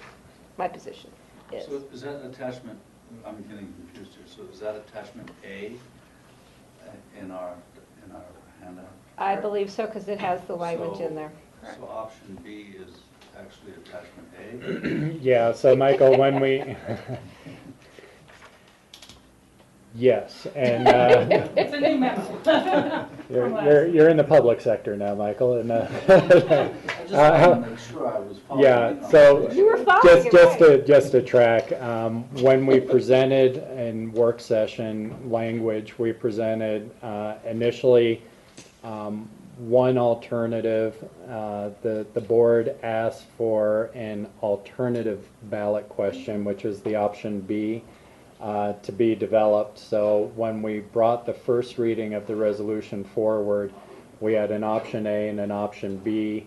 The board passed option B at that point, the second ballot question, to move forward to second reading, which is attachment A. Read that out loud, because the chairman read that out loud. Sure. So this is the wording that will appear on the ballot this November. Shall Pitkin County, without increasing taxes, be authorized to provide either directly or indirectly with public or private sector partners all services restricted since 2005 by Title 29, Article 27 of the Colorado Revised Statutes, described as high-speed internet services, i.e. advanced service, telecommunications services and/or cable television services, to foster the expansion of such services, including but not limited to any new and improved high bandwidth services based on future technologies to residents, businesses, schools, libraries, nonprofit entities, and other users of such services without limiting its home rule authority? I have a question. Yes. In the second sentence, with that, when it says either directly or indirectly with public or private, should it say public and or private? So if it's joint, does that make sense? Would it be better to have an and or then entered into that? So we could have a public and private rather than a public or private? Yeah, good catch. Okay. Grammatically. I want to make sure we're covering all the bases with this question. Thank you for reading it out loud, Michael. That was a good idea to have Steve do that. I so actually caught saw that. something too, reading it out loud. I was wondering if we should put in a couple of commas after the advanced service. Okay, it says high-speed internet services, Comma. in parentheses, advanced service. Yes. Should there be a comma right then? Yes. Then telecommunications services, comma, and/or, would that make it a little more readable for people? I think. And one thing I did learn today, it will not be in all caps. I was just gonna ask that, because it's not a financial question. Correct. Oh, very good. Very good. It won't be what? It won't be in all capital letters. Oh, okay. Only financial ballot questions are in all caps. Be a Tabor, yeah. Just make it a little less readable. I know, it's interesting.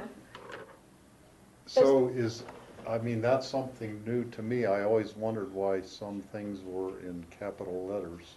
I said the same thing today. And it's because they are tax questions, have to be, and Tabor who's the questions. genius who came up with that? Doug Bruce? Doug Bruce. It was deliberate to make them less readable. Huh. So Steve, would you like a motion? Yes, I would. I'll do a Still motion. shaking my head. A motion to approve the ballot question as per attachment A with the amendments of and/or and appropriate commas. Second.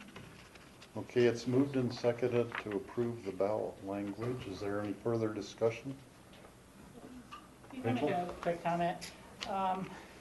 We talked about this at some length during the first meeting of why Pitkin County is moving forward in this sort of manner.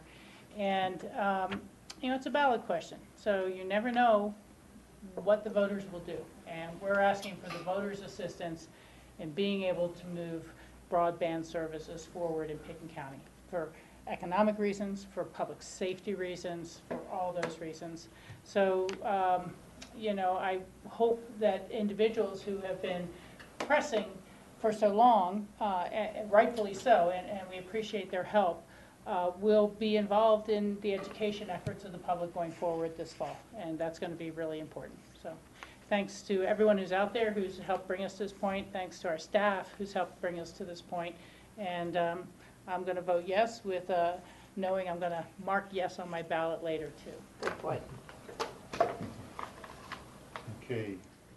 All in favor of approving this, say aye. Aye. Aye.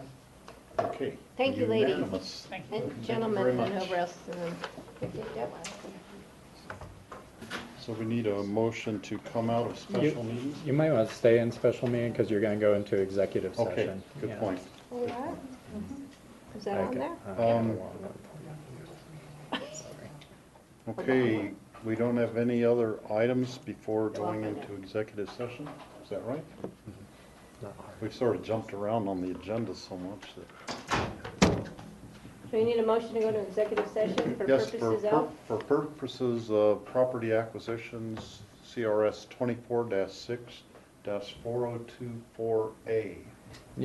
Steve, we may want to just add negotiations, which I believe is the And same paragraph. negotiations, would that be 4A also? So moved. Second. All in favor, say aye. Aye. Aye. Right on schedule. Is it ever gonna be in February?